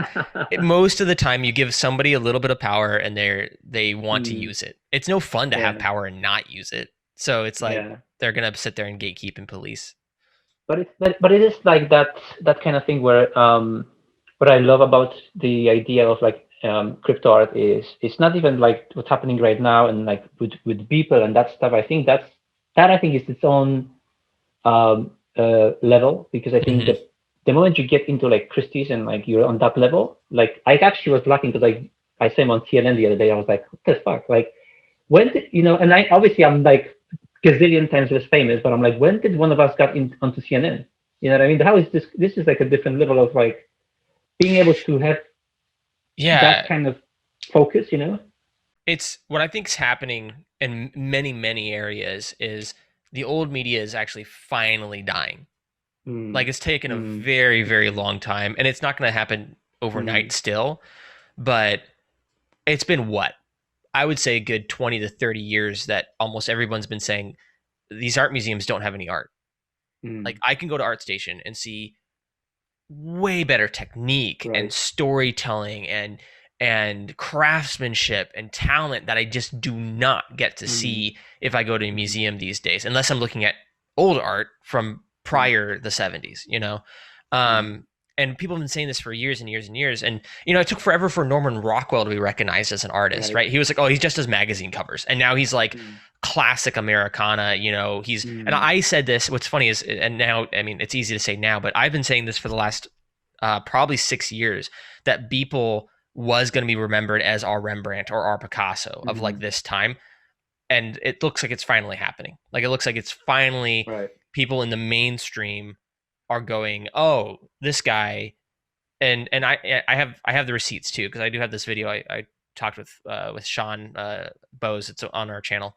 Anyway, but I've been saying this for a long Mm, time, and like I think people like I forget the guy's name, but the guy doing a Star Days is going to be that's some mm, next level work, and I think we're going to see a lot of this stuff coming out right about now, which is why I'm pivoting my company to make art, right, make short films mm, for ourselves, is because I think finally people are recognizing like, oh, you don't have to be published in an art museum to be an artist, and you don't have to mm, be you know published by Lionsgate or by Sony or whatever to mm, be a great movie, and you can self-publish and be a fantastic video game or book. mm, I mm, think this self-publishing movement is going to be very strong, and we're just seeing the beginning of it. And so to me, I agree. That's what's so mm, exciting about Nifty isn't, oh, you can make mm, a whole bunch of money on it making daily art or whatever. It's there's now a marketplace, and the mainstream is mm. recognizing that this is art, Yep. and it's valuable. Right. That's kind of the thing that excites me the most is just the idea of you know, like I try to look at my life in a kind of a year to year kind of thing. It's like, what is the next thing that I'm going to be doing, and just start doing it. I joke about this because it's such a funny topic with like I had with friends and like just people online, which is people are trying to like find. I mean, not people. So I don't want to be rude to anyone because I'm talking about myself mostly. We love finding excuses not to do things, right? Like, because it's such a like easy way for us to not feel guilty, right? Like, I love like Goggins, right? And he has Hmm. this whole thing where it's like just just like he talks about how many times he wakes up and he looks at his shoes and he's like, I hate running. I'm not going to be running. I hate running, like that whole thing. And it's like, then I have to go and win that marathon, that's it. And it's like, I love this because I was like, just if you stop yourself from like doing that kind of, excusing yourself, then you start doing it. But even if you don't see results immediately, you start building something more. It's like something larger than just that single moment in time. Like I talk about this, and this is like a weird thing because people kind of know me from my old work, and I was talking about how a lot of people didn't know that the old lion that I actually have as my tattoo is my lion, for like years ago, because it's such a like eons in online. But like last year for me was a restart, and I can't express enough how much of a restart it was. Like I didn't do client work for like 3 years or 4 years more, I only did my day job, and then I would like do some art sometimes. It wasn't really working out because I wasn't focusing hard enough on it. And it comes down to like any other skill. Like I thought I was okay, but then when I did like the animals you mentioned, like the deer and then the whale, I was like, oh, I'm enjoying this, but I'm like, yeah, I'm not really doing this, and then I got trapped in that Instagram bubble, which was like, it's not getting enough likes. Maybe I should make it more blue, that kind of thing. Yeah. It's really like I joked with my wife because it really fucked with my head to a point where I was like, I'm not really enjoying this, and now it's not getting likes, and now it's kind of shit, and everything's kind of shit, and I got depressed, and so when I kind of tried last year, and it was on my birthday 2 years ago, when I decided, you know what, I need to start working out because I'm falling into depression. I have anxiety. It's going to get worse, right? It's not going to get better. Those things never fix themselves by themselves. Like you can't just go, oh, just get over it, right? Like if you're not going to do something about this in a way you can at least try to do something, then then you're kind of already like on like a slippery slope there. But like the other part was like, okay, so if I want to do art again, I'm going to do it properly now. I'm not going to be doing this once every month or so, and then see how it works out. No, I'm going to kind of like say, this is the thing now. I'm going to I'm going to try this, but I'm going to try as hard as I can with my skills, which are limited in ways, like and I'm not just saying this because I'm like, oh, he's such a poor guy. He's so humble, No, I have like things that I'm like really bad at, you know what I mean? Like character modeling isn't my thing, and I don't think I want it to be my thing because like you said, like I enjoy getting more into like the creative direction producer, kind of more of a producer role, right? Which means like I work with people, I take things that I'm strong at, and I make some that I think is going to be unique, and at the end it still is my thing because I think I do make it specifically my style. Like I don't try to be like, oh, let's make let's make this thing that looks like this so we can sell it somewhere. No, I'm like, I want to make this art, and I have a vision how I'm going to make it, but maybe I need help with it, And that really changed the way I work and changed the way I see this because I'm like, I stopped looking for excuses to do stuff, you know what I mean? And start going, okay, if I want to be known as the guy who makes good game art, good key art for games, then I have to first make that good art. Yeah, exactly. This is the thing that I love when someone told me, I get this a lot, but they say like, oh, can you share my work on Instagram? I was like, yeah, I was like, why not? But then I go to the profile and they have like three projects or 2 projects, and they go, because I want to get more followers, but I'm like, but you have no work. Like you have two posts. One of them is like, a year old. The other one is 3 months old. Right. How no one's going to follow you because you have 4 images and then a selfie, right? It's not even like big, it's not even like a jab at anyone, but it's like it was to myself. I was like, okay, so how do I make like good game art? I was like, I have to make stuff first. Like no one's going to say, oh, I want to get that guy to do a cover because he did an animal 2 years ago that no one gives a fuck about. You know what I mean? Right. Like that kind, just to be that blunt, I was like, okay, I'll go back to the drawing board. I'm going to see what's my strength. I was like, I think I have a good eye for color. I have a good eye for light. Not great, but it's good enough. I could do some decent modeling in places. Okay, how do I leverage that to make something interesting, right? So then I kind of went like, so I started like really being very, very deliberate and very kind of paced in terms of like, okay, the next one will be, Captain America. How I'm going to make this? I'm going to just, do this. even if this idea was simple, I was like, I'm going to try to make sure I do it better than the last one, right? Mm-hmm. Next, I was like, okay, I'm going to do spawn. How do I go about spawn? I was like, okay, I have the head from the other project. Well, what if I do this? But it's kind of that kind of process where it's like it's really like this like no secret sauce. Like it's just doing it. You know what I mean? Until Mm-hmm. it works. Because there's this idea of people thinking that maybe it's a funny story, right? But like years ago, there was this guy that followed me on a few art websites and eventually at Behance, Mm-hmm. and he would just assume that because I was doing a lot of like projection shadows and stuff like that in 2D works, I would do like photo manipulation, but then I would do like correct shadows and try to make sure that the shadows make sense with the light sources. Like a lot of like the basic stuff where you see in photoshopping that would be wrong, right? Like the light wouldn't make Right. sense to the shadows and all that stuff where you could clearly see something is fake. So I was like, I want to make sure that my one feels accurate. Like if the light is from this side, the shadows will be here, and I'm going to try to make them, diffuse and all that stuff. And he would literally be stubborn and message me asking which plugins do I use for Photoshop to make those things. Like Hmm. because there was a time where there was few apps that were trying to do like 3D shadows for 2D effects. Like you Right. could get like that was before Photoshop actually had a 3D functionality. You could get like a projection shadow for Photoshop to help you with like matte paintings and stuff like that. And I was like, I'm not using plugins. He's like, no one can make a shadow like that by hand. It has to be a plugin. I was like, but I mean, I take it as a compliment, which is Right. great. But he was really stubborn, thinking that there has to be a shortcut to how I made those shadows, because if it's not a plugin, then it's hard work, and hard work is not fun. Yeah, that's in the animator's handbook or survival guide, animator survival guide, which is a famous animation Hmm. book. He talks about the long shortcut, and that's what that is, right? Like, Yeah, and it's something I yeah, tell people all the time. Is like sometimes the fastest way to do something is the long way. hmm, Like you can yeah, spend you could spend 3 days looking for a plugin, or you could just sit down and hand paint it. hmm, And there's plenty of effects that I've gone in and been like, I want it to look this way, because my background's in animation and compositing and VFX/motion graphics. But I just be like, oh, that means I'm gonna have to hand animate this.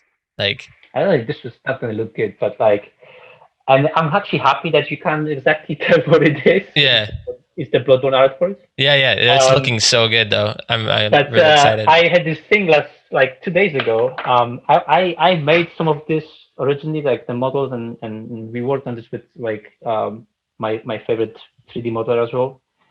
And I was like, this is okay. But I was like, it's Bloodborne, yeah. Like it can be okay. Like anyone can do an okay thing with it. It has to be like, holy shit, Like no one Hmm. did stuff like that for Bloodborne before, right? Like it has to be that level. And what it kind of meant was like I did some other work in between, because what it really meant is that I was like, I'm not really getting the perception of depth like for like just like light and stuff as I hope I would be. You know what I mean? Like I look at Hmm. my work and I was like, this, and I know it's such a bad thing to say about your own works like this, like publicly, but I'm like, this shit looks flat. Like it looks Hmm. flat to me. You know what I mean? Like, and I saw this like in few of my pieces. I was like, some of them more than others. Like I think I was able to like it improved on the last Hades, where I was like, okay, this one feels more spacious. Like there's a space between elements that feels more organic and like how you would expect light to behave. But then this Bloodrun piece was kind of the modeling and the setup was done a month ago, which is like insane if you think about online where people are like posting every day or every second Hmm. day. And then like the last 3 weeks was just me trying to figure out how to light the scene to avoid that issue from the last one. So I had to delay this one like in my own head. I was like, shit, I want to get it out because I think the model is so good. But I was like, it's gonna be shit if it doesn't look as good as the model is. You know what I mean? Like you want to match the rendering quality of like the model quality, which I always think like if the model is great and you don't do it justice, you're kind of wasting a great model that someone Hmm. spent hours like with. I worked with my designer on it, and I did like modeling on like pieces of this as well. I was like, I don't want to waste that.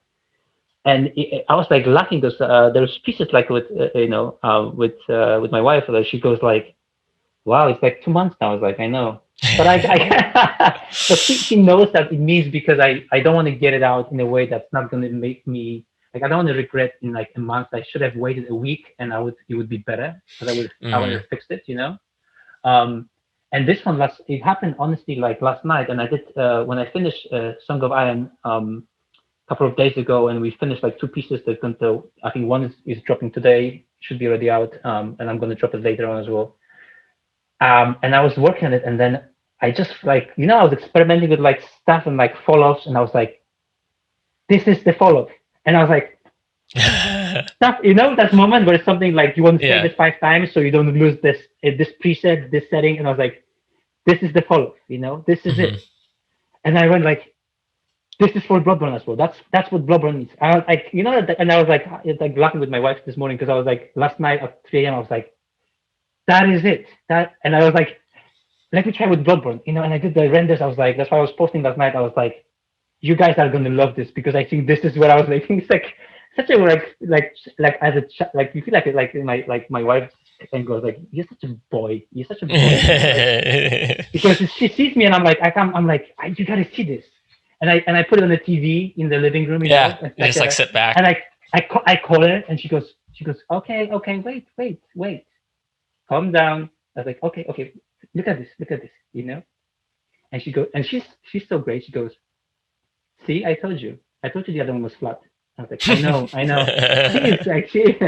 She called it so quickly. But I was so proud. So I was like, kind of, if I can change my answer, I think crypto art is exciting, but I think just making that next leap in quality is what excites me.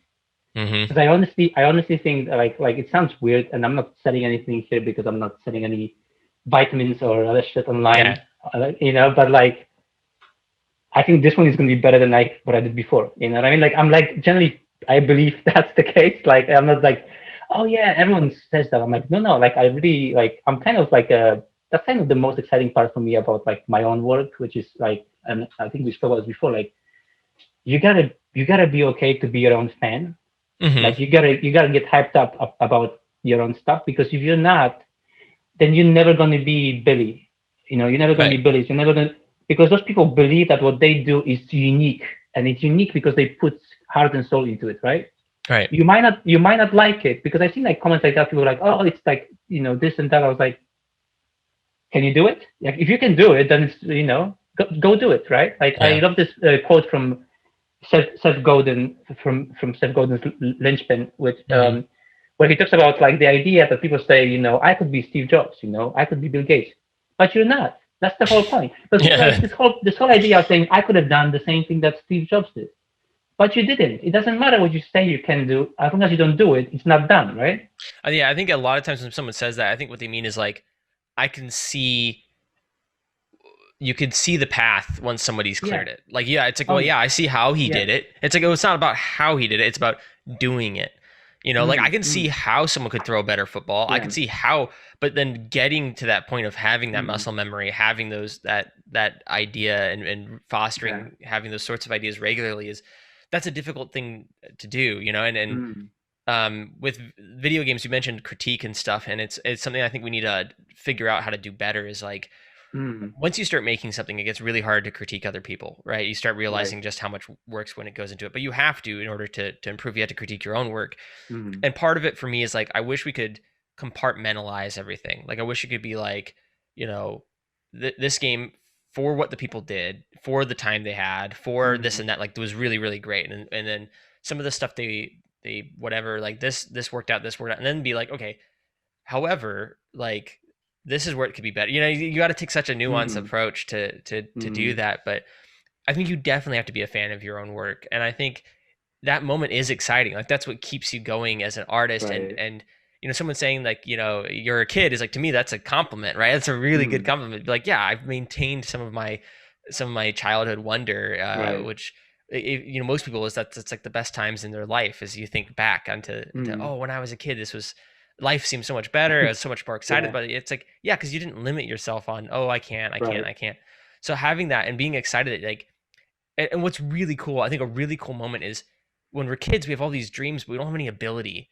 And then when we're adults, we have all this ability, but we don't have any dreams. And it's like having those dreams and the ability to execute them is super exciting. And everything you said gave me like a ton of hope, just because like, I've been in that 3-year phase that you talked about being in previously, where I haven't making much, I haven't been being very creative, and I've been focusing on making money. It's like I just need to start a business. and it's something I made because it didn't exist, and I was like, I really want to work for this company. I'm tired of working for companies that don't operate this way that I want it to operate, and so I had to make it myself. But in doing so, I stopped making art, and so I really want to get back into it. And you see some of that with me just posting, screenshots and Right. getting back into photography, and I'm just trying to trigger that in myself. But hearing like, yeah, you can sit down, and I'm also going to try to get into working out. I'm not unhealthy, but I'm definitely not as healthy as I could be. And It's hard though. I gotta earn my booze, man. I gotta earn the relaxation and the fatty meats, but that means I gotta work it out. And it is hard, but I think it's really great when you see somebody like you say, like, no, I spent 3 years and it was hard and I wasn't where I wanted. I was getting depressed.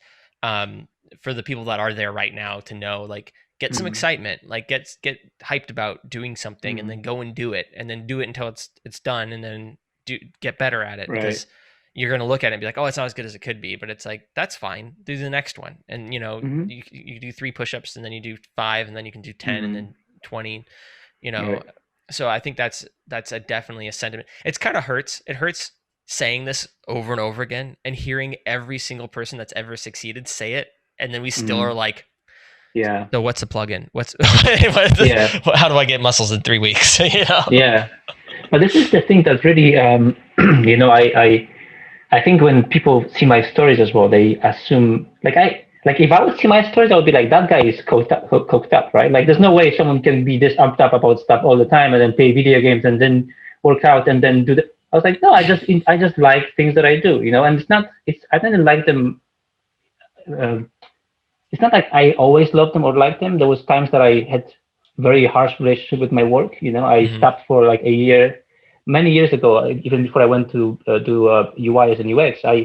I stopped doing art for like a year because I was really depressed, and that was after I was already successful with like that Lion and some other pieces where people were like, oh, you should be doing this for a living, and I was like, yeah, I know, but it's just didn't.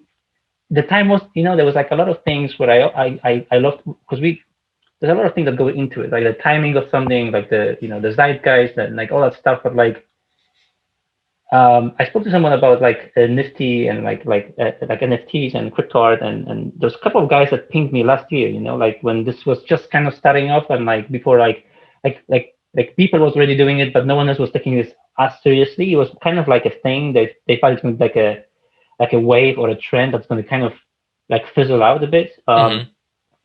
And they pinged me to get into it, and I said no. It's kind of like, now that I think I'm like, you idiot, but like, you know what I mean. But I actually joke about this because I do feel like I wasn't ready anyway. And it sounds, you speak to people sometimes when they look at my old work and they like some of my old work, or depending on how far back you go.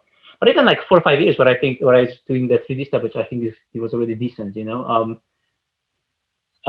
they assume that that's enough, but I honestly, like, now that I'm getting into it, I look back, I really think that the last year was really a leap for me personally, like, and I mean like my my mental health, but like my physical health, and where I want to be as a person, not just as an artist. Like, I want to own space now that I want to create, and that space will be it's just mine. You know what I mean? And I don't mean this like specifically like, ooh, I'm like original or stuff like that. More like, I want to be happy with that space, because I did those mistakes before where I followed different paths for different reasons, and they all kind of made me more sad than happy in the long run. You know what I mean? And it kind of led me to this place where I almost dislike my own work, and it became a thing that I was avoiding doing, because I would be like, okay, I know I can do this, but I'm dreading it. Like, I was dreading starting it. I was dreading a lot of the elements that I'm supposed to be enjoying, which is like,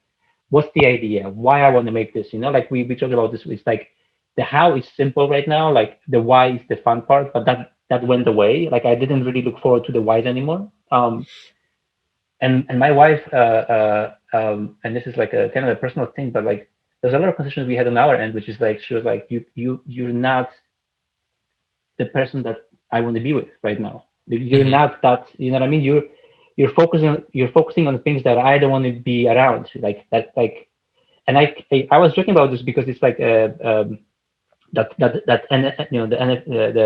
crypto art, like, that stuff was like, great example because I was thinking about this. I was like, yeah, I don't think I was ready. Like, I don't think I was in the place that I would want to be remembered for that. You know what I mean? Like, I don't want to do something shitty, sell it because of money, and maybe you would sell, and then be like, oh, that's the guy that did those things, And I was like, oh shit, No, Yeah.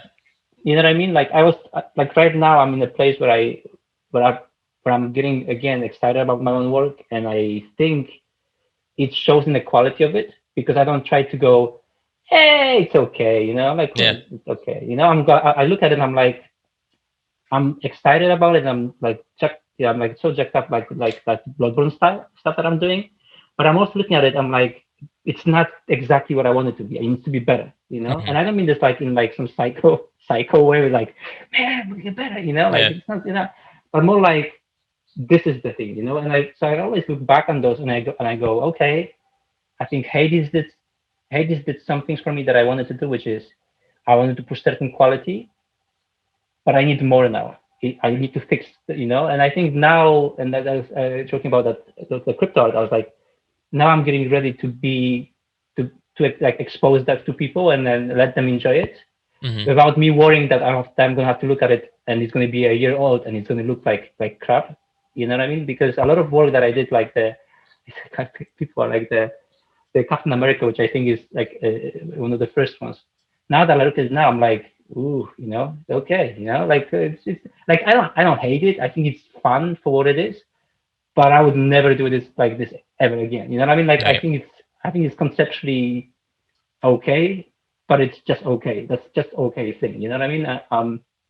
And I think it's a lot of artists struggle with that, where it's hard to admit that the work you did not even long ago is okay, um, because I think there's that thing online where you don't want to look like you're not succeeding all the time, Hmm. obviously. Um, but because I'm in a place now, like and I'm in a good headspace, I don't really have an issue with just saying that. You know what I mean? Like, I wasn't ready 6 months ago to do crypto art. Right. I don't think I was ready 3 months ago, to be honest. Yeah, I But I think think that's when I messaged you about it. It was a yeah, couple yeah, months ago, and I was like, "Oh, hey, and you should get in on this." And you're like, "Yeah, I don't know, man." Like, and yeah, I and think the I why, what you said, is really, really yeah. powerful, right? Like, I need to know why I'm doing it. Like, if I'm just Mm, doing it just to do it, then mm, it's not going to be what it needs to be. yeah. And having that why, I think, is very, very valuable. Yeah, and especially like that's a good point, and I do apologize if I was rude because I was rude to people about crypto art because I was so annoyed because I would get like 50 messages a day saying you should do this, you should do this, and I was like, it's just, if you want to do it, just do it, and they were like, oh, Beeple is doing this and Billy is doing this, and I was like, that's great, but like it's also like you speak to strangers, like people forget that when you speak online on Instagram, you don't know me. I don't know you. Like, you Hmm. don't know what's happening right now. Like, you know what I mean? Right. I might be like in a space that you maybe wouldn't want to be. Like, I might be in a headspace or in like a thingy where you maybe wouldn't want to be around me. I might Hmm. look fun online, but I might not be fun to be around, right? Like we spoke about Rick and that personality style, which is like it looks fun from the outside, but it's not as fun from the inside. You know what I mean? Right. And big part of that was like for me, I was like, I don't think I'm ready. Like, I don't think this is for me. You know what I mean? And I don't want to be like, and again, I'm not like, because like we joked about this, right? Like, how subjective are this? Like, but I also don't want to be like doing something that's just like, oh, it's a thingy, it's a glowing thing and whatever, and it's like 500,000. I was like, okay. And it's like, people, when you say it, people assume that you mean this in a way like, oh, because they're making money and you're just being sour now. I was like, I honestly, I'm not like I'm well off where I am. I save money. I invest in things that I think are worth investing, and we're fine. But at the same time, I'm not going to pretend that something is great when it's not. Like this whole idea of like nifty crypto community, which I think is great, which everyone is very supportive. It's like no one is critical anymore, right? Like, it's the beginning, and everyone's like, this is amazing. And I was like, it's a fucking glowing ball. Like, Yeah. oh, you don't get it. I'm like, it's a glowing ball. Yeah. It's something that And I'm having a really hard time with mm, too on a lot of things. We're in this very like only positivity movement, and I get in trouble. I went into a clubhouse and may or may not have mm, gotten into some trouble because I'm a critical person, you know, and I want things to improve. And the only thing they don't improve if you're just like, this is all wonderful, this is all great. And it's like, and Mm. in some ways, it could be to the detriment of Nifties that they're not kind of more careful, I guess, about. I don't want it to be gatekept, but I'm a little irritated that the main factor of you getting in or not is how many people you have following you and not the quality of your art. Mm. Um, and it's kind of frustrating because I've been in a couple of rooms with people and they're like, yeah, pretty much we look at like if you have a following, if you have fans, and it's like Mm. I would rather you look at their art and curate a gallery that's of art that's really good and not a gallery of art that you can sell. Mm. And because a lot of the buyers aren't buying because they value the art, they're buying because it's Mm. a way to invest. And so, Right. and there's not a lot of things you can buy with crypto like that you can invest in and are going to True. hopefully maintain or grow in value. Like I can't use my crypto to buy a house right now. Mm. Um, so, I mean, soon as a property, I 100% believe soon as some property seller or manager says we accept crypto, that's going to be where all the crypto goes. Like soon as Right. somebody says, oh, we Right. accepts it, people are going to start Right. using it to buy that because there's just so much of this currency. Mm. There's a very large supply and very low demand for the currency. And, Mm. people want to spend their money. It's like that's why I Mm. earned all this True. crypto. And so having something to spend it on is important. But I really wish some people were making some curated Mm. communities that were more about the quality and unique art styles. And maybe that's what we'll see. Like maybe what we'll see in the Mhm. future is like, hey, you come to my gallery because I have these few people that I put up here Right. on this. They're very good art, and I think Yeah. part of it, and this is not a knock against him at all, right? The dude's a multimillionaire. I'm not, but I think part of it is with people being the one to break the door down. That sets the bar at an everyday sort of quality, right? And it's just Right. a fact that you Right. can't make something every day that's the same quality of something that you're spending 2 months on, and not even to compare to Mm. you, but like anybody, right? Like I Mm. can't make a feature film every day. I can't make Mm. a quality piece of content every day. um you can't make something like a Star Days in a day. You can't make something like any number of brilliant Mm. things and Mm. Hades in a day. And you can't even record all the lines in a day. Like there's so much Mm. that goes into that. Right. And I'm a quality over quantity sort of person, as I think you are as well. And so I'm hoping that starts to change a little bit. um but I think it's yeah, I think it's very exciting, and I think to kind of tie it back to that point, I'm glad Mm. that you're maintaining that, and that's your bar for whether or not you're going to get into something is like, am I excited about this? If I'm Mm. not, then why am I doing it? And then, Right. oh, I'm doing it just for the money, and that's not good, or I'm doing it just, and that's going to lead to this. I think when you're not true to yourself in that way, it leads to that depression. It leads to that drain. Mm. You're giving away your Mm. soul for something you're not excited about. Mm. And to me it's encouraging to see someone like you not doing that and then getting on into it once you feel like, oh, you know what, I feel like I am Mm. excited about this. There is a reason to play with it, and it's not the monetary reason. It's opening up and seeing Mm. that it's being recognized by the public and seeing it getting Right. recognized by the layman. And I would hope in 5 years or so. I don't know how long. I would say in a few, like 2 years, but it'll probably take longer. So I'm going to say 5, and it might be 10, but I hope 5. I hope in 5 years, people like you and Billy and others are remembered as the same way we think of Geiger and we think of or Escher, or you know what I mean. Like I'm hoping that's what Mm. happens. I hope we start figuring out who the artists are. Even though you like, I don't like to call myself an artist. I'll call you an artist for you. Um, I think there's a lot of these people I look at. I look at Mache, I look at Ash, and I'm like, Mm. they're making art. Like Ash, especially, he's just Right. doing what he wants to do, and he's Right. taking his time with it. And some of the stuff he just doesn't even release, which is frustrating to me because I want to see it. But it's like he's just making stuff to make it, and it's so good. And I'm like, this is 100 times better than what I see in galleries. It's 100 times better Mm. than what I see people talking about. And Mm. I'm excited for that stuff. I'm excited for seeing that level of art get made, and people, I think it will be. I think it's inevitable. I think good work Mm. stands on its own. I think you make a building Mhm. that lasts and a building that doesn't, and the building that lasts is going to be there. And I think that's how it is with this art as well. Yeah. um Yeah. Any final thoughts here before we wrap up? At least the recording section. We can go off back on Rick and Morty and Bojack all we want, but just for the viewer, that the two people that are going to watch this to see. That's true. No, it's a really like I think for me it's also like just the idea of like people trying to like take a step back, like especially with like crypto art now and all stuff, not to go in, not to discourage anyone to go into it, but also try to remember that this is still early days. Like we see those millions being made and like all those like charts where who's making how many thousands a week or stuff like that. But like the reality of this is this will be a very different marketplace in a year, where it settles down a bit and like the dust settles and people kind of figure out, what are some of the strengths and like the pros and cons of like those setups. And I'm just saying this because I see, like the moment I said that I'm going to do crypto, I had like hundreds of messages saying, "Oh, can I get in? Can you get me in?" And I was like, I have no power over anything. like so the perception of like we spoke about that idea is that like I am like a normal, like I am as default as a dude can get. You know what I mean? I do stuff, it works. I do stuff, it doesn't work. I move on.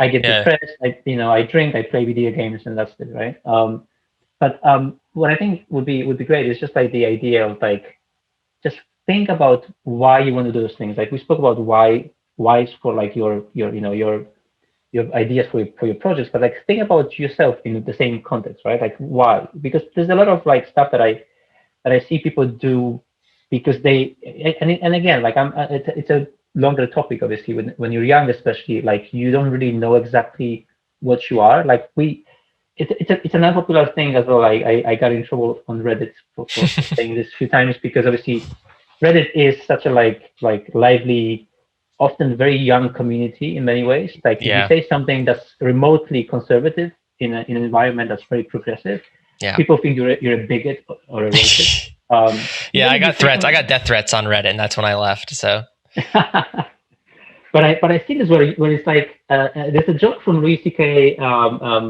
Which is probably not the best person to like quote now because I don't know if people move on or not. I moved on and I like his like last stand-up was funny as fuck. But like one of the things that I like is that there's this whole bit when he does about like someone who gets a job in like McDonald's, right? Like and we spoke about this before because obviously like it's not just an age thing because there's like people that are like 17, 16 that make amazing art and they incredibly skilled.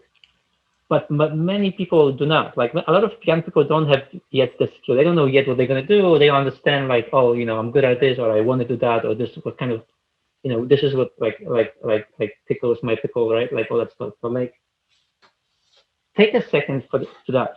Like give yourself a second. Like see what is that thing you really want to do. Like because this is the trouble, right? Like and this is coming from someone who followed trends and got trapped in things and then couldn't get out and had issues with like.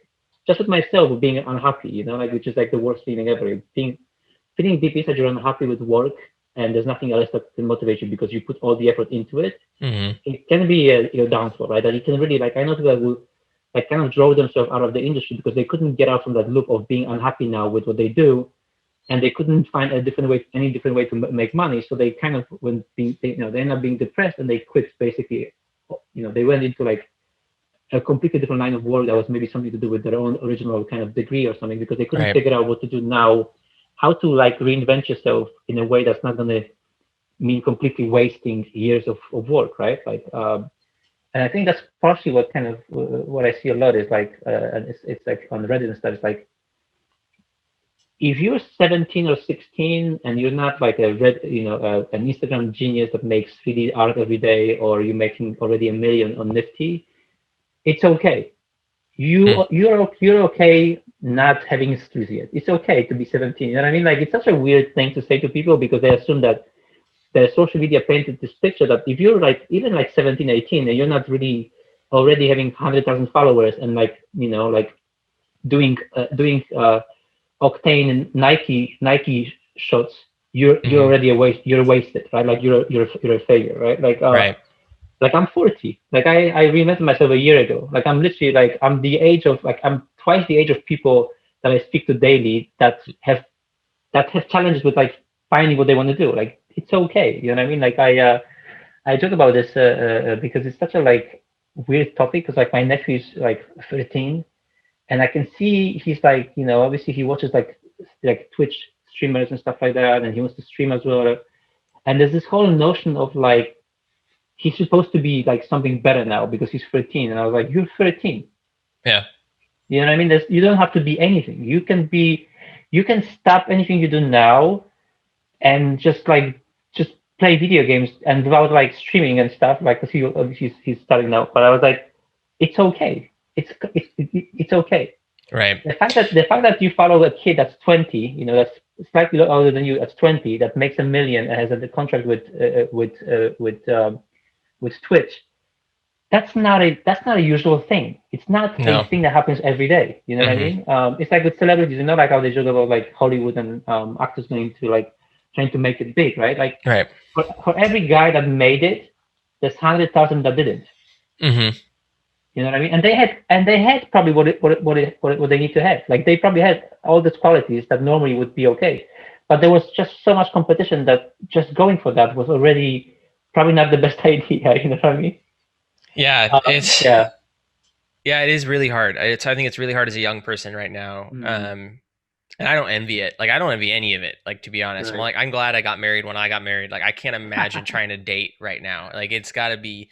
I mean, COVID aside, right? Like it's got to be absolute madness. I mean, and I know Right. my little brothers are absolutely terrified of dating in some ways because it's like my little brother.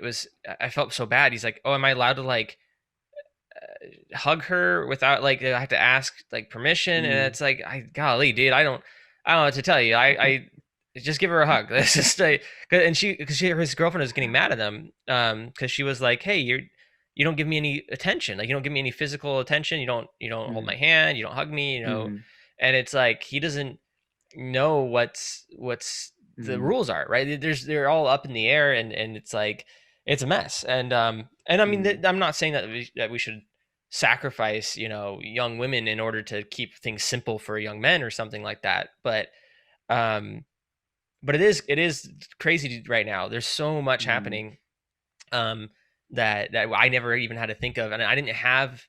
Everyone was so far away that was successful, right? So it was mm, like, in some ways, it's like it's good because it's more obtainable, and so you think like, mm, oh, I can achieve that, and you can see how they did it, and you can see like, oh, I could get there, versus like, when right. we were kids, it's like it was so obfuscated, and it was so like understanding Mm, how a movie was made, like, or how like a 3D render was even like, you didn't even know what software was. It was just right. like, wow, like how they even, and they just have some, and I'm like sitting here like now looking back like, oh, it was probably a flame machine, Yeah. or it was probably a whatever, but or smoke from whoever it was, it's like, but at the time, like you didn't know what they're using. Like I didn't know what Avid Media Composer was until I started Yeah. using it. I didn't know what films were edited on.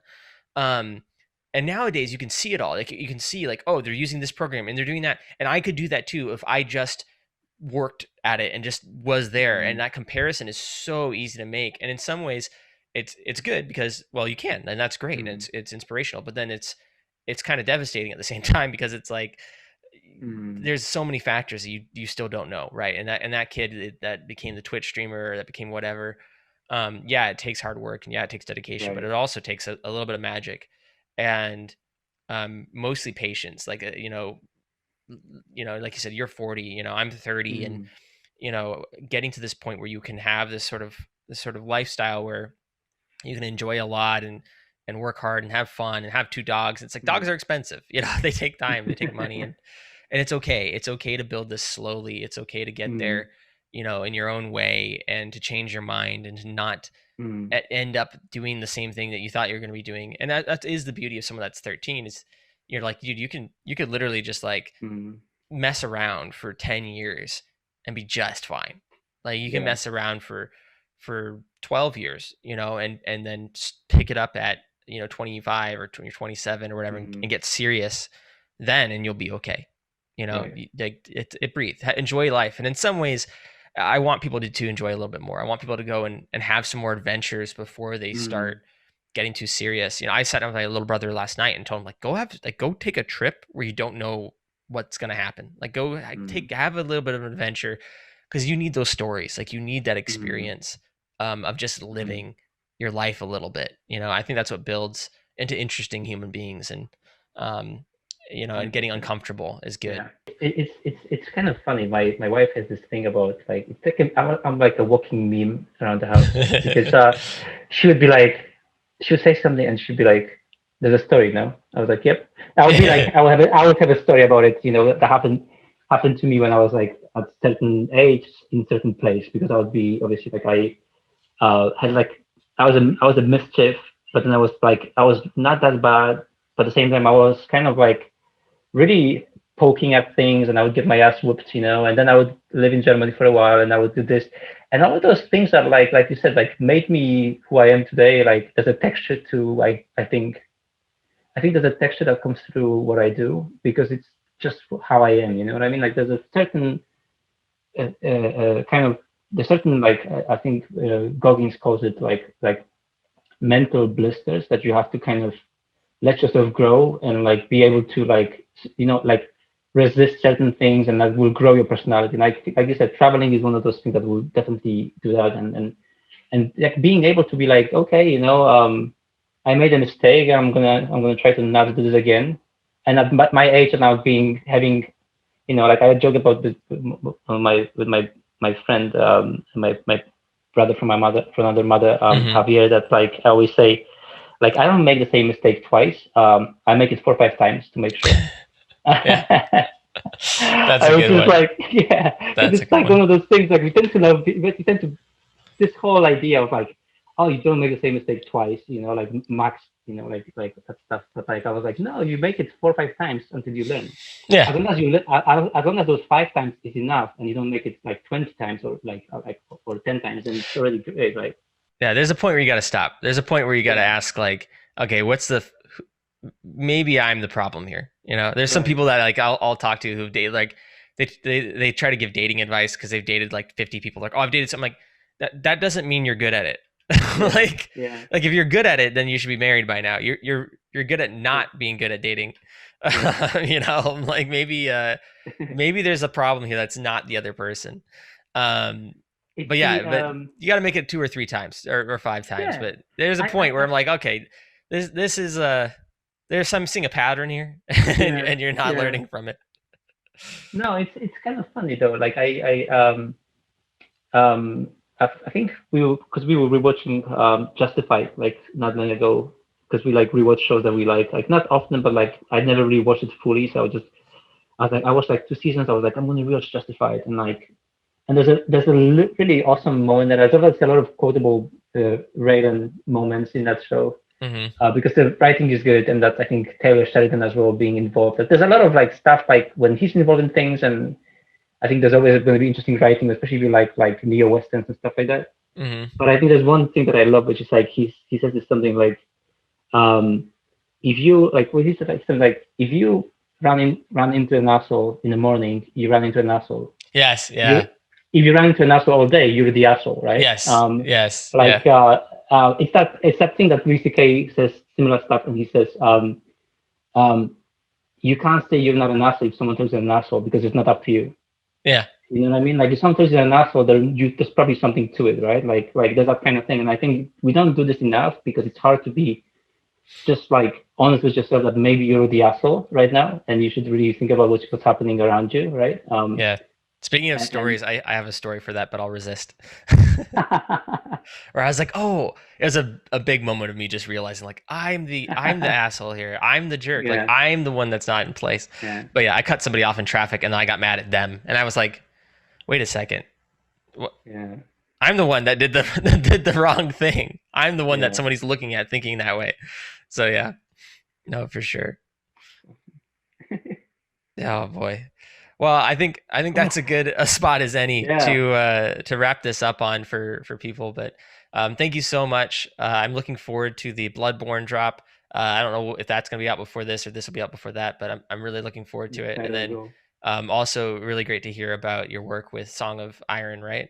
Yeah, Um, yeah. yeah, and I think I can't wait to see what you make next, and I'm excited to see how you do with the crypto art and just your career. I'm following it closely. So No, absolutely. I appreciate it, and yeah, big thank you for having me. People laugh about this because I just like they go like he just loves his own voice because I could talk for hours, but it's just I really like I am such a kid, like I enjoy things so much that I can't stop talking about stuff. It's like people joke about when they see me posting about a video game, and I had people asking me if it's something to do with the fact that I get paid, or like obviously there's that assumption that if like you have a decent following and you really are like going nuts about something like I did with Hades, there must have been something happening behind the scenes to get you to get excited, right? Like maybe they will like they maybe they gave you some money or some merch or whatever it was. And I was like, no, I'm that's how I am. Like I do this online because my wife can't really take it anymore because it's just two of us.